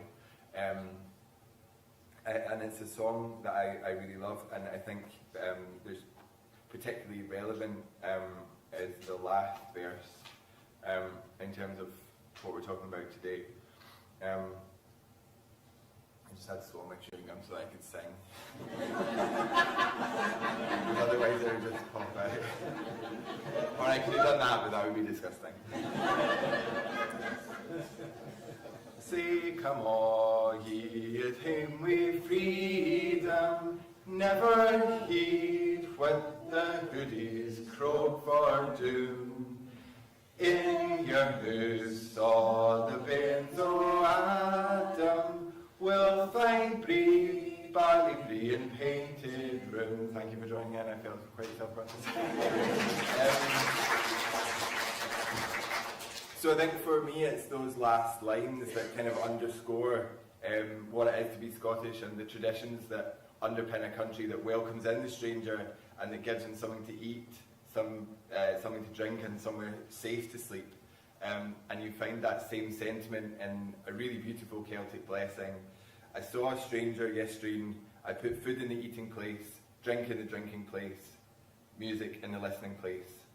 And in the name of the sacred triune, he blessed myself, he blessed my house, he blessed my cattle and my dear ones.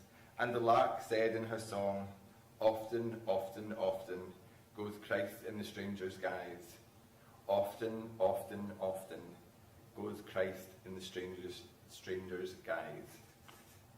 So as much as Galgale builds and currently repairs boats, we remember what it is to be a people and what it is to be a community through land. I was at another conference earlier in the week. It's amazing how many conferences you go to when you don't have a job anymore. The free lunches really help. But just to note, not every gluten-free person is vegan. Just as feedback.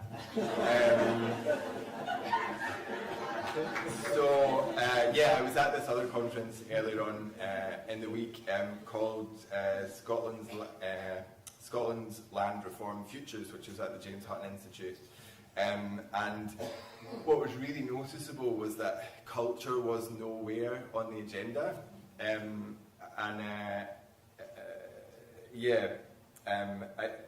It seems to me that policymakers kind of scratch their heads as to why there's a dwindling interest in community land ownership, but if people can't really feel in their hearts and bellies why land matters to them, then of course they're not going to be engaging in it.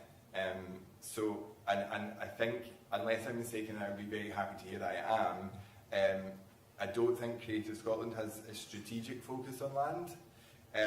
So as another suggestion alongside gluten-free and veganism, I think it would be really helpful if Angus Robertson, Mary Goujon, Michael Russell and Ian Munro all got in a room together and put land at the centre of culture and culture at the centre of land, because I think that would really help us move things forward as a country.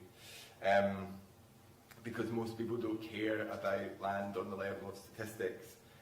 They care about it when they care about having something to eat, something to drink, and somewhere safe to sleep. Food in the eating place, drink in the drinking place, and music in the listening place. And on a very core level, in one of Scotland's most deprived areas, Ibrox, which is where Galgale is now, this is what a community of folk at Galgale nurture for each other.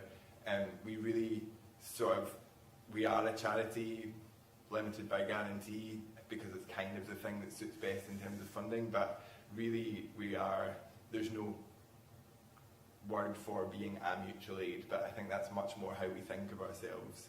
And it's a thing that people are engaged in because they care about each other. And it's these skills that we need as we kind of face the challenges and uncertainties of climate collapse. And we need strong communities with core values of hospitality and welcome at their roots to counter the right-wing narratives that we're being overrun by immigrants, or as Keir Starmer said, an island of strangers. And we should remember that the enemy doesn't arrive by boat, he arrives by limousine.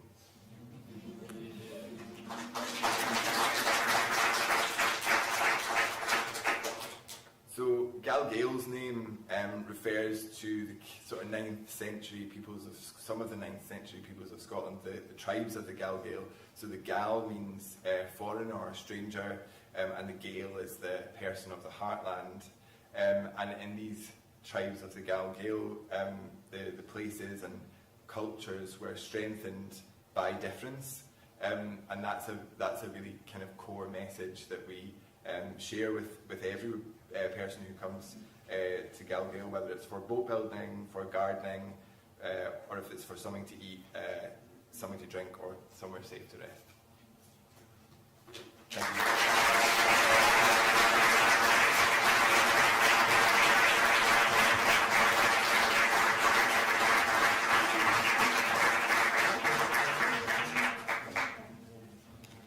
Thanks very much, David. And now, very excited to hear from Rachel Blanche from Creative Services Scotland on EDI and Traditional Arts Research.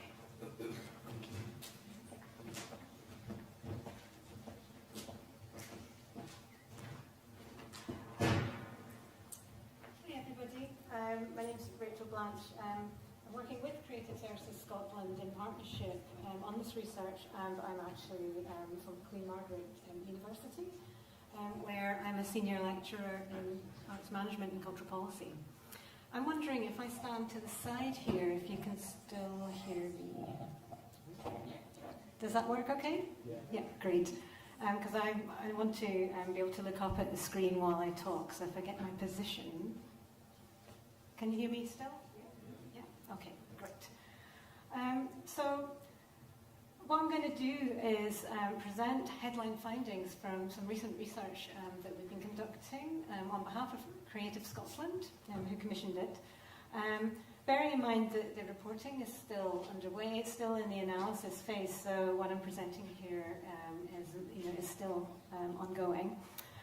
But being asked to come into this particular forum, where we're talking about ICH, has prompted me, when looking through some of the testimony and the data and the findings that we've got, to actually think about some of these things specifically through an ICH lens. And that's raised some interesting kind of thinking points and observations, given that equalities, diversity, inclusion, it creates quite a lot of challenges in actually then trying to marry those or confront those against some of the things we've been talking about today in terms of kind of like tradition, heritage, and trying to think about whose voices are being represented and whose histories and whose living traditions. So just to introduce a bit about what the study actually is, Creative Scotland have commissioned this work specifically to understand the current state of equalities, diversion and inclusion in the trad arts, across the trad arts in Scotland, prioritising and aligning development, support and partnership working. So that's what this work is going to be used for, to take forward.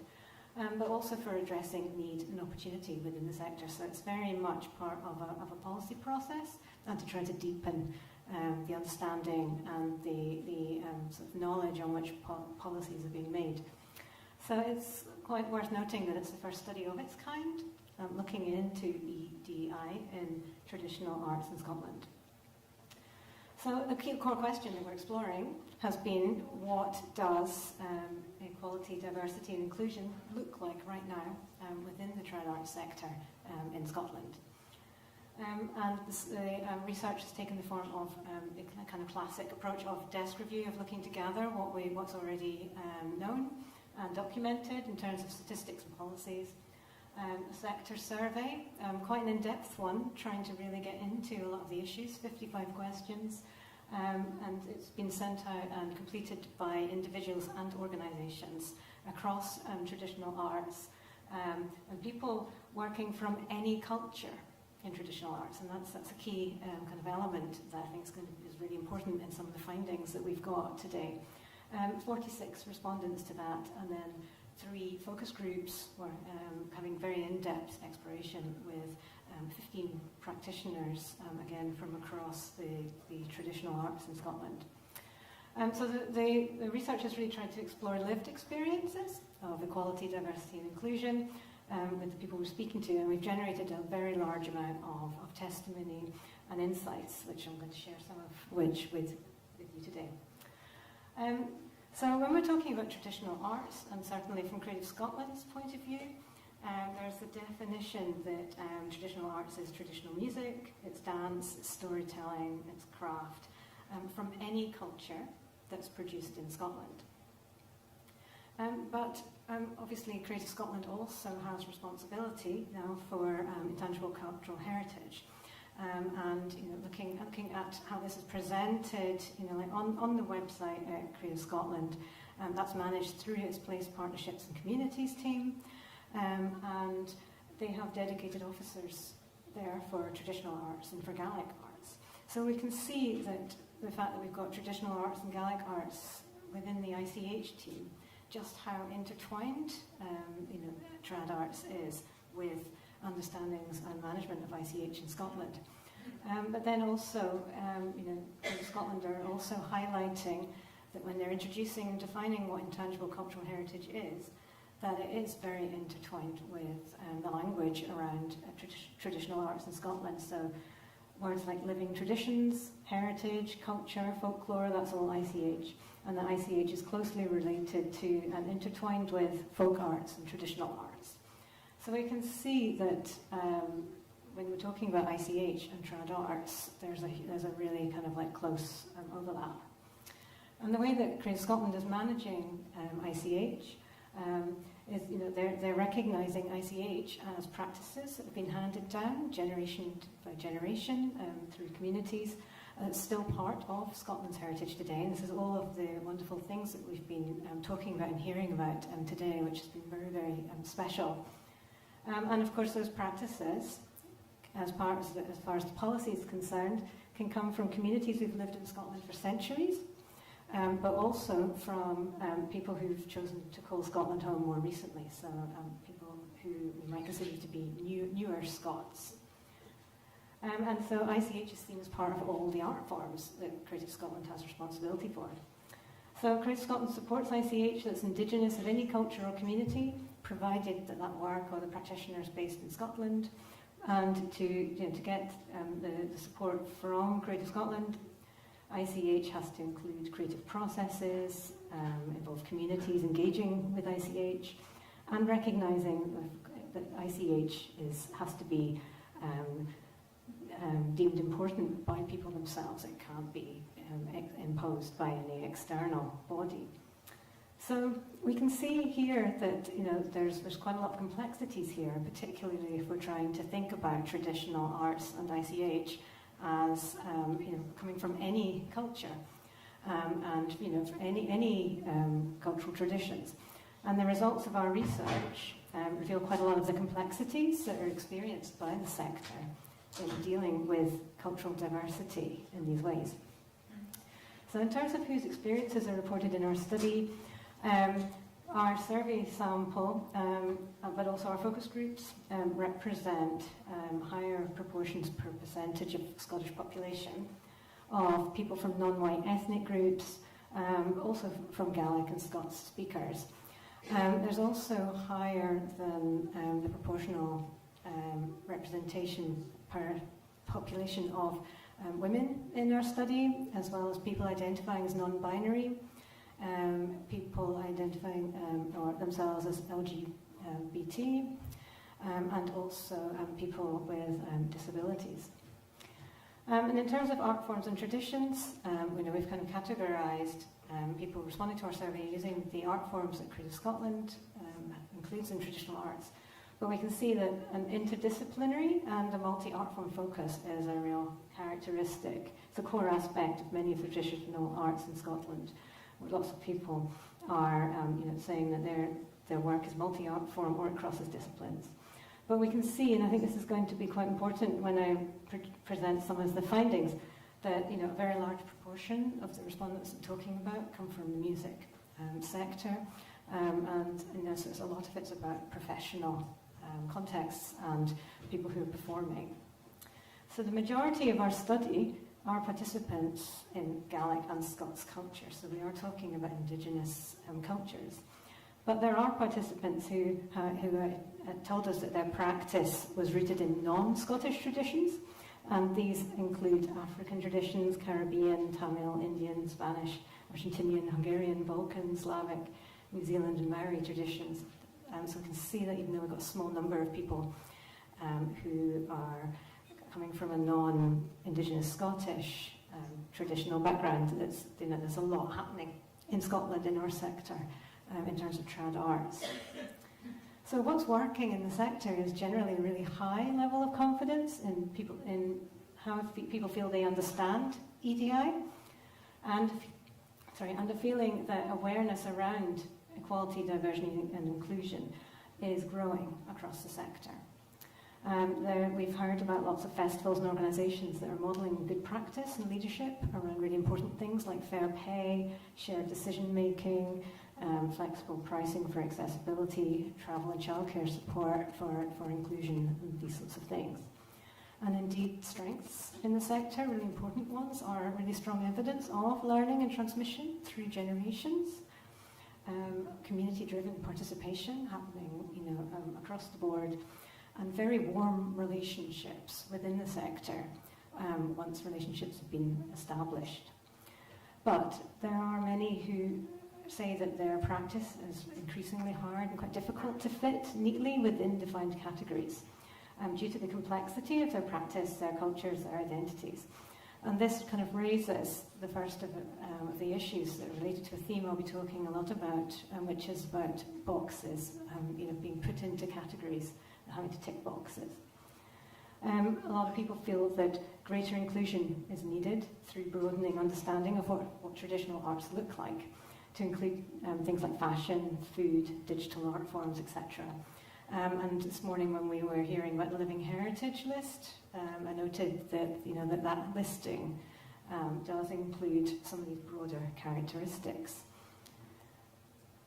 So in terms of EDI issues, we've found a sector that's really proud and passionate and committed to its work, but that currently access, diversity and inclusion is limited. And there's very low levels of agreement in the sector at the moment that the sector is accessible, diverse and inclusive.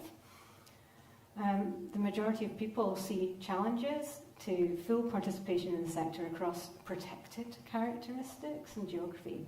So, there's things that we've found, we kind of reporting around discrimination and bias, mostly around gender or disability, inaccessibility in venues and heritage buildings, financial barriers that prevent people from engaging in trad arts, low pay or no pay being a big one, travel, childcare equipment, and then rural issues around isolation, informal spaces, poor transport. So these are key themes in our reporting. But I'm really interested in, having been looking at ICH and coming here to talk about ICH, to be looking at the cultural diversity elements in this as well. So I mentioned this key theme of boxes that came up. This is being put in boxes, required to tick boxes, people reporting not fitting boxes or even feeling boxed in to a particular category. And these categories might be administrative ones, but they might also be cultural boxes. They could be conceptual boxes as well. I'm sharing some quotes of what people have told us. Boxes have a habit of only telling us part of the story, where they're really looking for one-word definitions of people. And of course, heritage isn't that. Our identities and heritage don't fit like that. So I've mentioned trad artists who struggle to fit funding categories. But we've also heard about narrow norms of traditional arts are excluding more contemporary practice, boxes leading to perceived tokenism in the sector, and a lot of people increasingly feeling a bit used just for EDI optics as well. Here's a quote that, if you're representing an ethnic minority group in arts, culture and heritage, then you're immediately just labelled under a community engagement box. And then once you're in there, it's very hard to get out of that box. So while the concerns that related to non-Scottish cultural identities and traditions, weren't really dominant in our study, there were enough shared experiences reported in that really merit noting. And so where some in the sector kind of cherish the informal nature of the way that the sector works and say that that's welcoming, there are others who say that that same informality contributes to inaccessibility and exclusion in the sector, mainly because of hard to enter spaces or networks, unspoken rules, For instance, rules around expected behaviour are rarely explained, which is difficult for neurodiverse people, or those from different cultures, and those just plain really new to the scene. So there are kind of invisible barriers affecting culturally new or neurodiverse artists in being able to find these informal spaces and to join in these informal networks. So there's a lot of themes coming up about authenticity and belonging, some of which we've already heard today from previous speakers, talking about whose heritage are we talking about? How do we define what gets counted as ICH or not? And how do we value other people's traditions within our society? So there's issues of being othered reported in our study, not just with migrant or multicultural Scots, but actually with our Indigenous artists as well, which leads to some interesting tensions, because we've got the not Scottish enough side of it, where we've got New Scots and global trad artists, as well as kind of Roma communities, reporting that they're not Scottish enough to be considered in traditional arts. But there's also too Scottish as well, where we have Gaelic and Scots artists finding that they're being tokenised, that the same few voices are repeatedly used or programmed. So I can expand a bit on this. So in the not Scottish enough side, we've got non-Scottish practitioners feeling othered through discrimination, but also performative expectations of what it is to be Scottish and being Scottish. So this assumption that you have to represent your native culture or play the role of an exotic foreigner that complies with Shara stereotypes. The idea that authenticity is held in high regard and associated with markers like accent or having that connection or ancestry being really present in performers at the professional level. For newcomers, there isn't a ladder to climb because there are things held in esteem that you can never represent because you're not from that lineage. So here we have example of expectations led by demand, where people aren't ticking the right boxes, so we have the boxes. But also, on the other end of the scale, we have Indigenous traditionalists, artists talking about their Scots or Gaelic languages, where talking about how opportunities for Gaelic artists working outside of music in particular to participate at events and festivals are really piecemeal, where the language barrier is used as an excuse not to program Gaelic artists. So if we're included at festivals or in anthologies or events, it's on a 1 Gael per series basis. So here we've got some indications of also not ticking the right boxes. Which kind of leads you to kind of think about what's that kind of middle ground that we're really celebrating as trad in Scotland, and why is that the case? So a big issue about this is around gatekeeping, where obviously festivals and organisations are seen as really important actors in the sector, but they're key gatekeepers.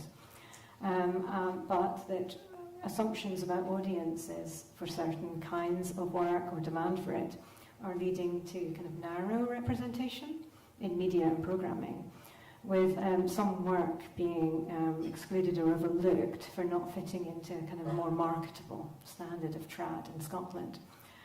So this kind of raises questions about, about how the sector's how it has to operate according to what's marketable, or in terms of audience demand and expectation.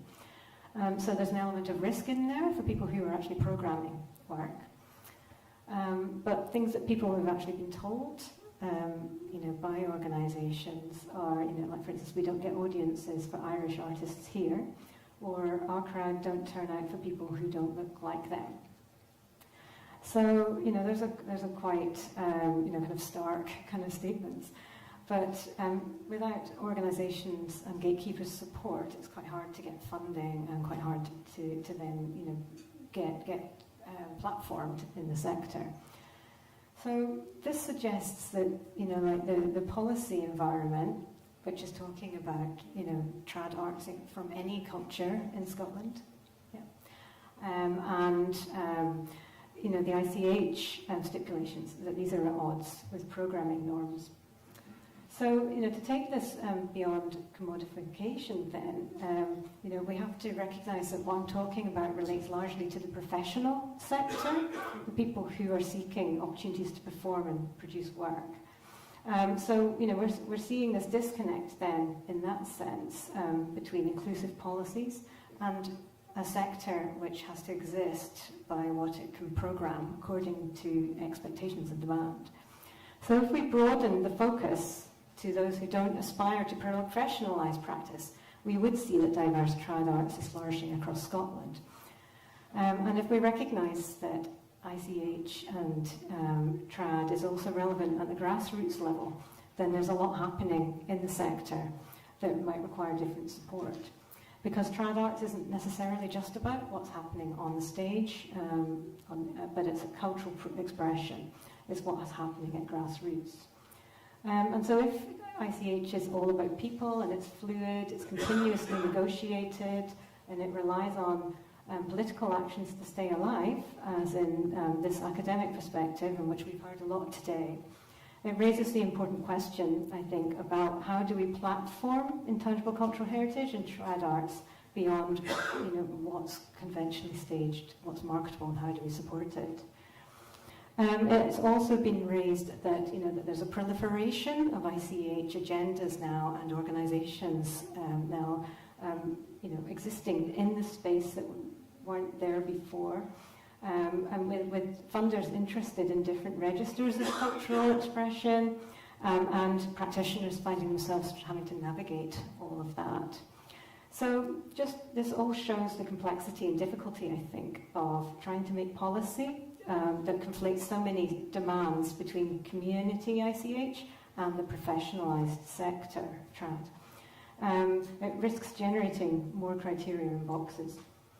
So to wrap up, the key areas for development are that people don't feel confident at the moment enacting EDI in practice, report having no established standards, people feel like the sector needs more development support.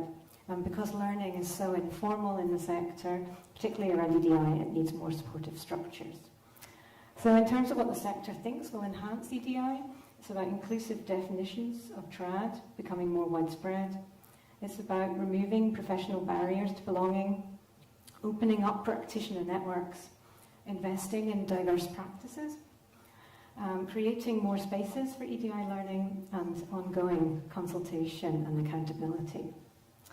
So to find a way forward for trad arts sector in relation to EDI, which is what we've been looking at, I think we need to be recognising the complexity of equality, diversity, inclusion considerations, where they intersect with concepts of tradition, but also recognise that the professionalised sector is driven by a lot of factors, which maybe aren't well supported within the bigger policy frameworks. So another quote from our study is that the challenge isn't necessarily only about widening the doors, but maybe thinking about the trad arts house and how at home who belongs there. So thanks. That's all I wanted to say.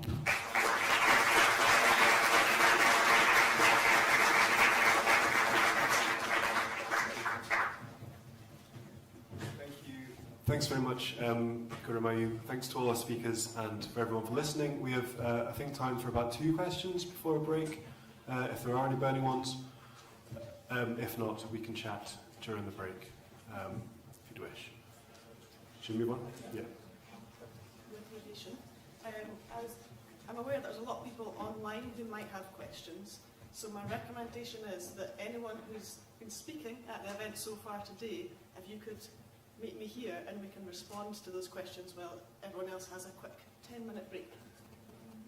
So we've got a 10-minute break and then we'll have the workshops after that. Can I just say, I didn't expect to be talking twice today, so I'm doing a workshop next. If you're in my session, just be kind. Thank you.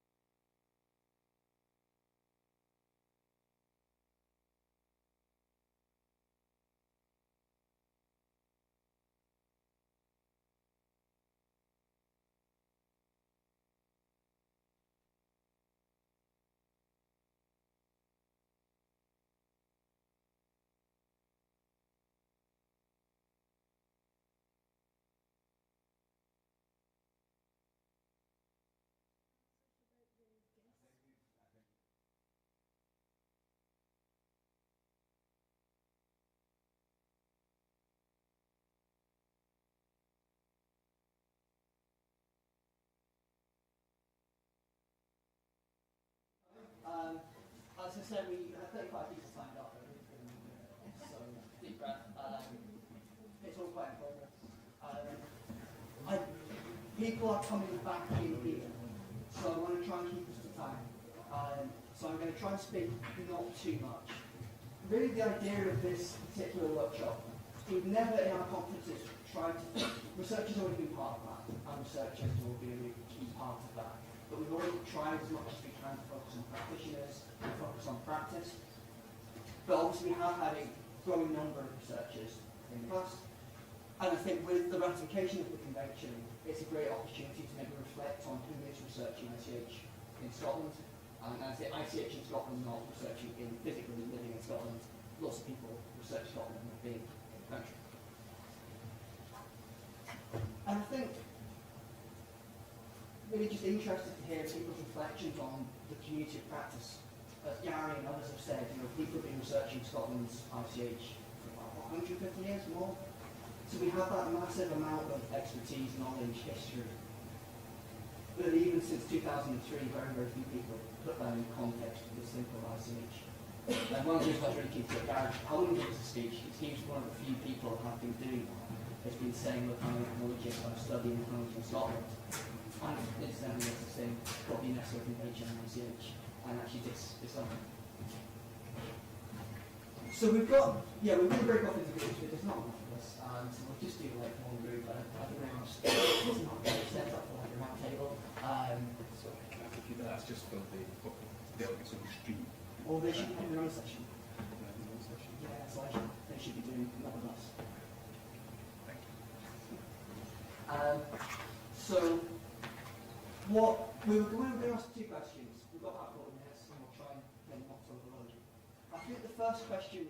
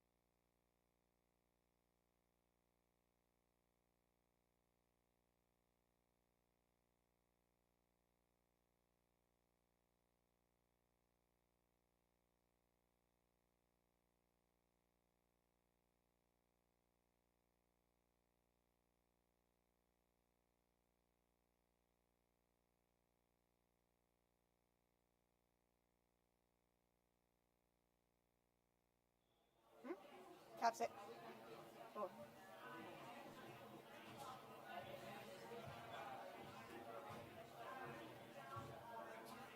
We do that, yeah.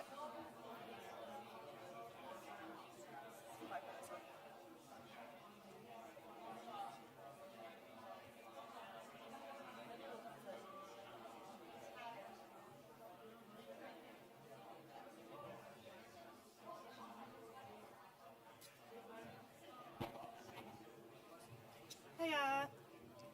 Hello, hello.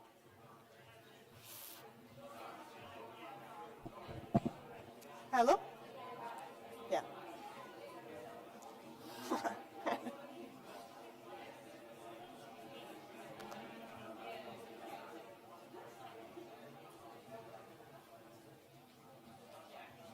How about?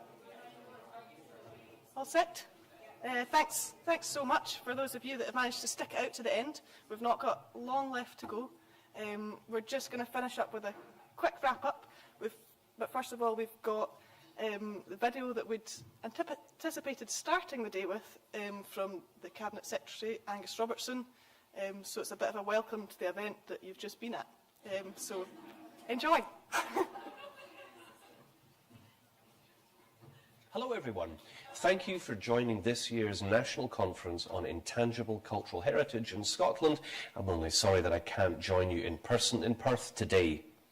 As you are all aware, after many years of encouraging the UK government as the state party to ratify Intangible Cultural Heritage, or ICH, as it's known, this finally happened on the 7th of June 2024. We are now at an important juncture, as shortly all 4 nations will have their own ICH inventory list, which will be included within the overarching UK inventory list. The UK government will be launching the call for submissions for the new inventory lists, alongside further information on that process shortly. Scotland, as we know, is truly ahead of the curve here, as we already have a fantastic list of ICH which is safeguarded and managed by Museums Galleries Scotland since 2011. As Perth is today's venue, can I highlight a great local example of Scotland's ICH? That being the Hogmanay tradition in Comrie of the Flambeau Parade, where they carry flaming torches through the village before throwing them into the River Erne to cast away evil before the new year begins. This embodies the community nature of ICH perfectly, the whole village coming out and participating in this living tradition. In the Scottish Government, we are committed to supporting everyone's right to access and participate in ICH, whether that be through traditions, cultures, stories or songs. Through our public bodies, national performing companies and agencies, some of whom are represented at the conference today, we continue to safeguard and protect ICH in Scotland. I welcome the excellent news that Scotland's ICH partnership between Museums and Galleries Scotland, Historic Environment Scotland and Traditional Arts and Culture Scotland has recently secured £250,000 from National Lottery Heritage Fund. This is for a 3-year programme which will pilot 5 ICH projects in Scotland. It will help build a more comprehensive understanding of how ICH exists in and is practised by local communities across Scotland. The true value of ICH in Scotland cannot be overstated. This is how we write our stories of modern Scotland and how we connect with each other both in Scotland and those from further afield. In my role as Cabinet Secretary for the Constitution, External Affairs and Culture, I have the great honour of promoting Scotland and our living heritage around the world. This year we saw Loch's Gaelic Choir from the Isle of Lewis win the Gaelic Choir competition in New York's Tartan Week celebrations, a fantastic achievement where they also competed against a team from Shanghai who had been inspired to learn Gaelic and participate in Scotland's culture. Proof indeed, if it were needed, that across the globe people are learning about and celebrate in Scotland's ICH. Of course, the reach of Scotland's ICH throughout the world should be celebrated. and it is a reflection of the excellent work undertaken by partnership members TRACS and MGS, who received an invitation and visit to Paraguay. This was for the UNESCO Intergovernmental Committee meeting for the safeguarding of the intangible cultural heritage. I'm sure a great time was had by all who attended. In Scotland, the development of ICH has gone from stride to stride. The work of the Partnership in Protecting and Promoting ICH in Scotland has been fantastic. The promotion of ICH is embedded in our culture strategies for Scotland. Both museums and galleries strategy and Our Past, Our Future, the strategy for Scotland's historic environment, include aims to promote and safeguard our intangible cultural practices. Scotland is privileged to have such a range of ICH across the country. It is part of the bedrock of our communities, and our inclusive approach to ICH will only lead to a greater sense of understanding and community. In conclusion, we have an incredible opportunity here to safeguard ICH in Scotland. The new Four Nations inventory process will be calling for submissions shortly, and this is a great way to showcase ICH in Scotland. I look forward to seeing how these processes progress, but I'm reassured that in Scotland we are well ahead of the game given our existing ICH wiki list, but I am sure we will also see many more fabulous examples of our ICH coming to the fore. I thank you all for attending today's conference and for your support and hard work to make Scotland's ICH the success that it undoubtedly is.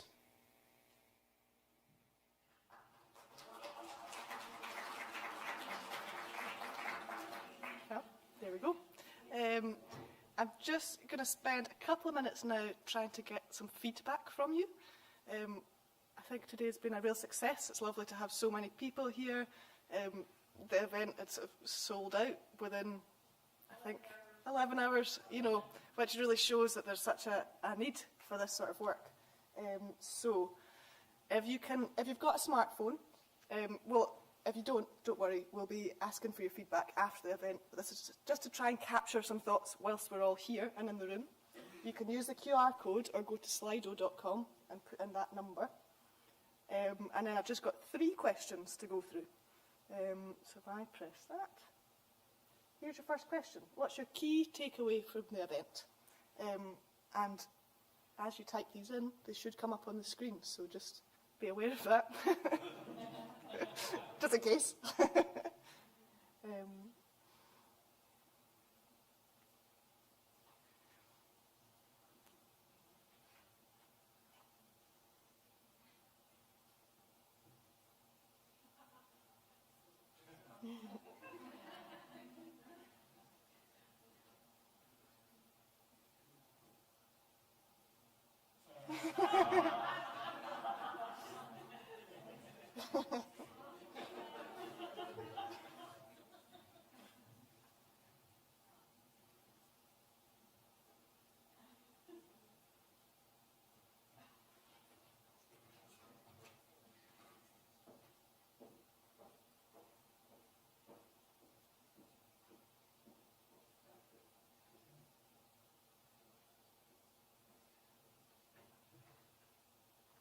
Give it another couple of seconds.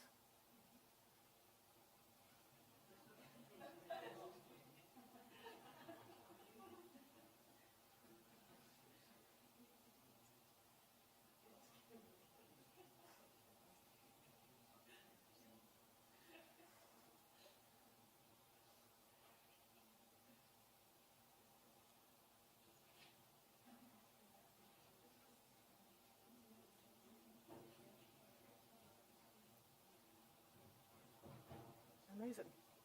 Thanks very much. So still a couple of people typing.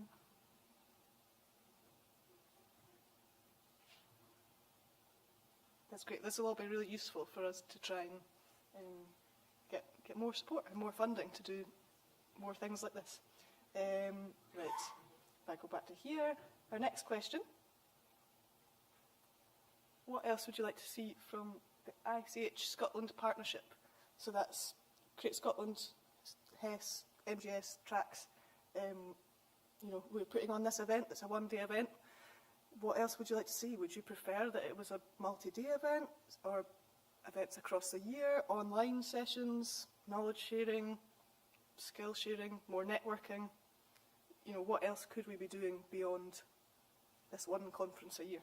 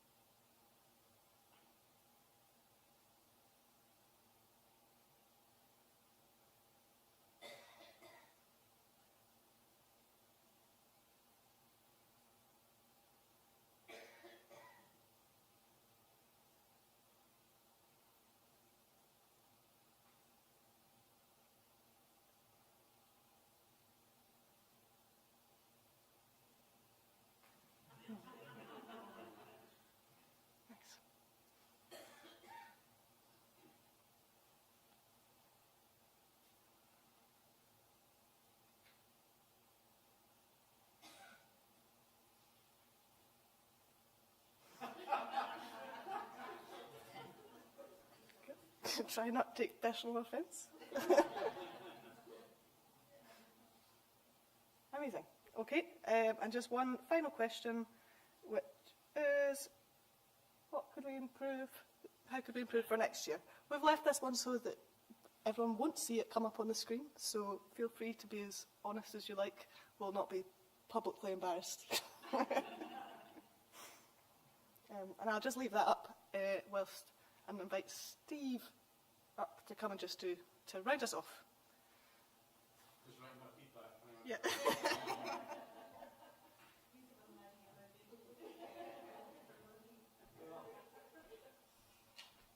May surprise you to know I'm a vegetarian of 40 years vintage, but there we are.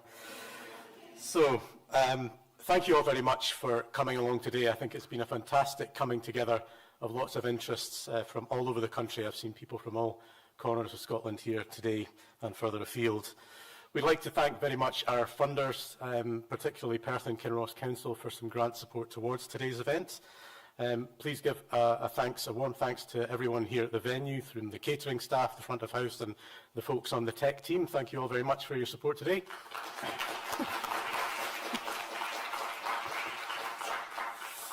I'd like to thank the organising group across the 4 partner organisations. So we've Katrina Hawksworth, Anne-Marie Frumke, Ben Thomas and Jacob O'Sullivan. Thanks for all your work pulling the programme together. And in particular, the person who's been dealing with the high demand of all of your requests to attend online and in person. Thank you to Lindsay MacLeod for all the logistics. So thank you all for the feedback. We'll obviously take that away and feed that back to our discussions and update you with the things that we're going to be doing in the coming weeks. Keep an eye on our websites and socials for information about the inventory process, but as many people have said and remarked, that's only the beginning of the process in some ways. And I saw one of the comments there, people talking about small pots of money for funding. So what I can let you know is that in a few weeks' time, Tracks will be announcing an update of the Small Grants Fund for Traditional Arts, which we'll be delivering on behalf of Creative Scotland with the first deadline in January. So there are opportunities through that for traditional music, dance, storytelling and craft as small community projects. So on that positive note, I shall leave you, and otherwise come and join us from 5 o'clock at Osteria Bow Bow, just behind the museum, for a bit of a ceilidh.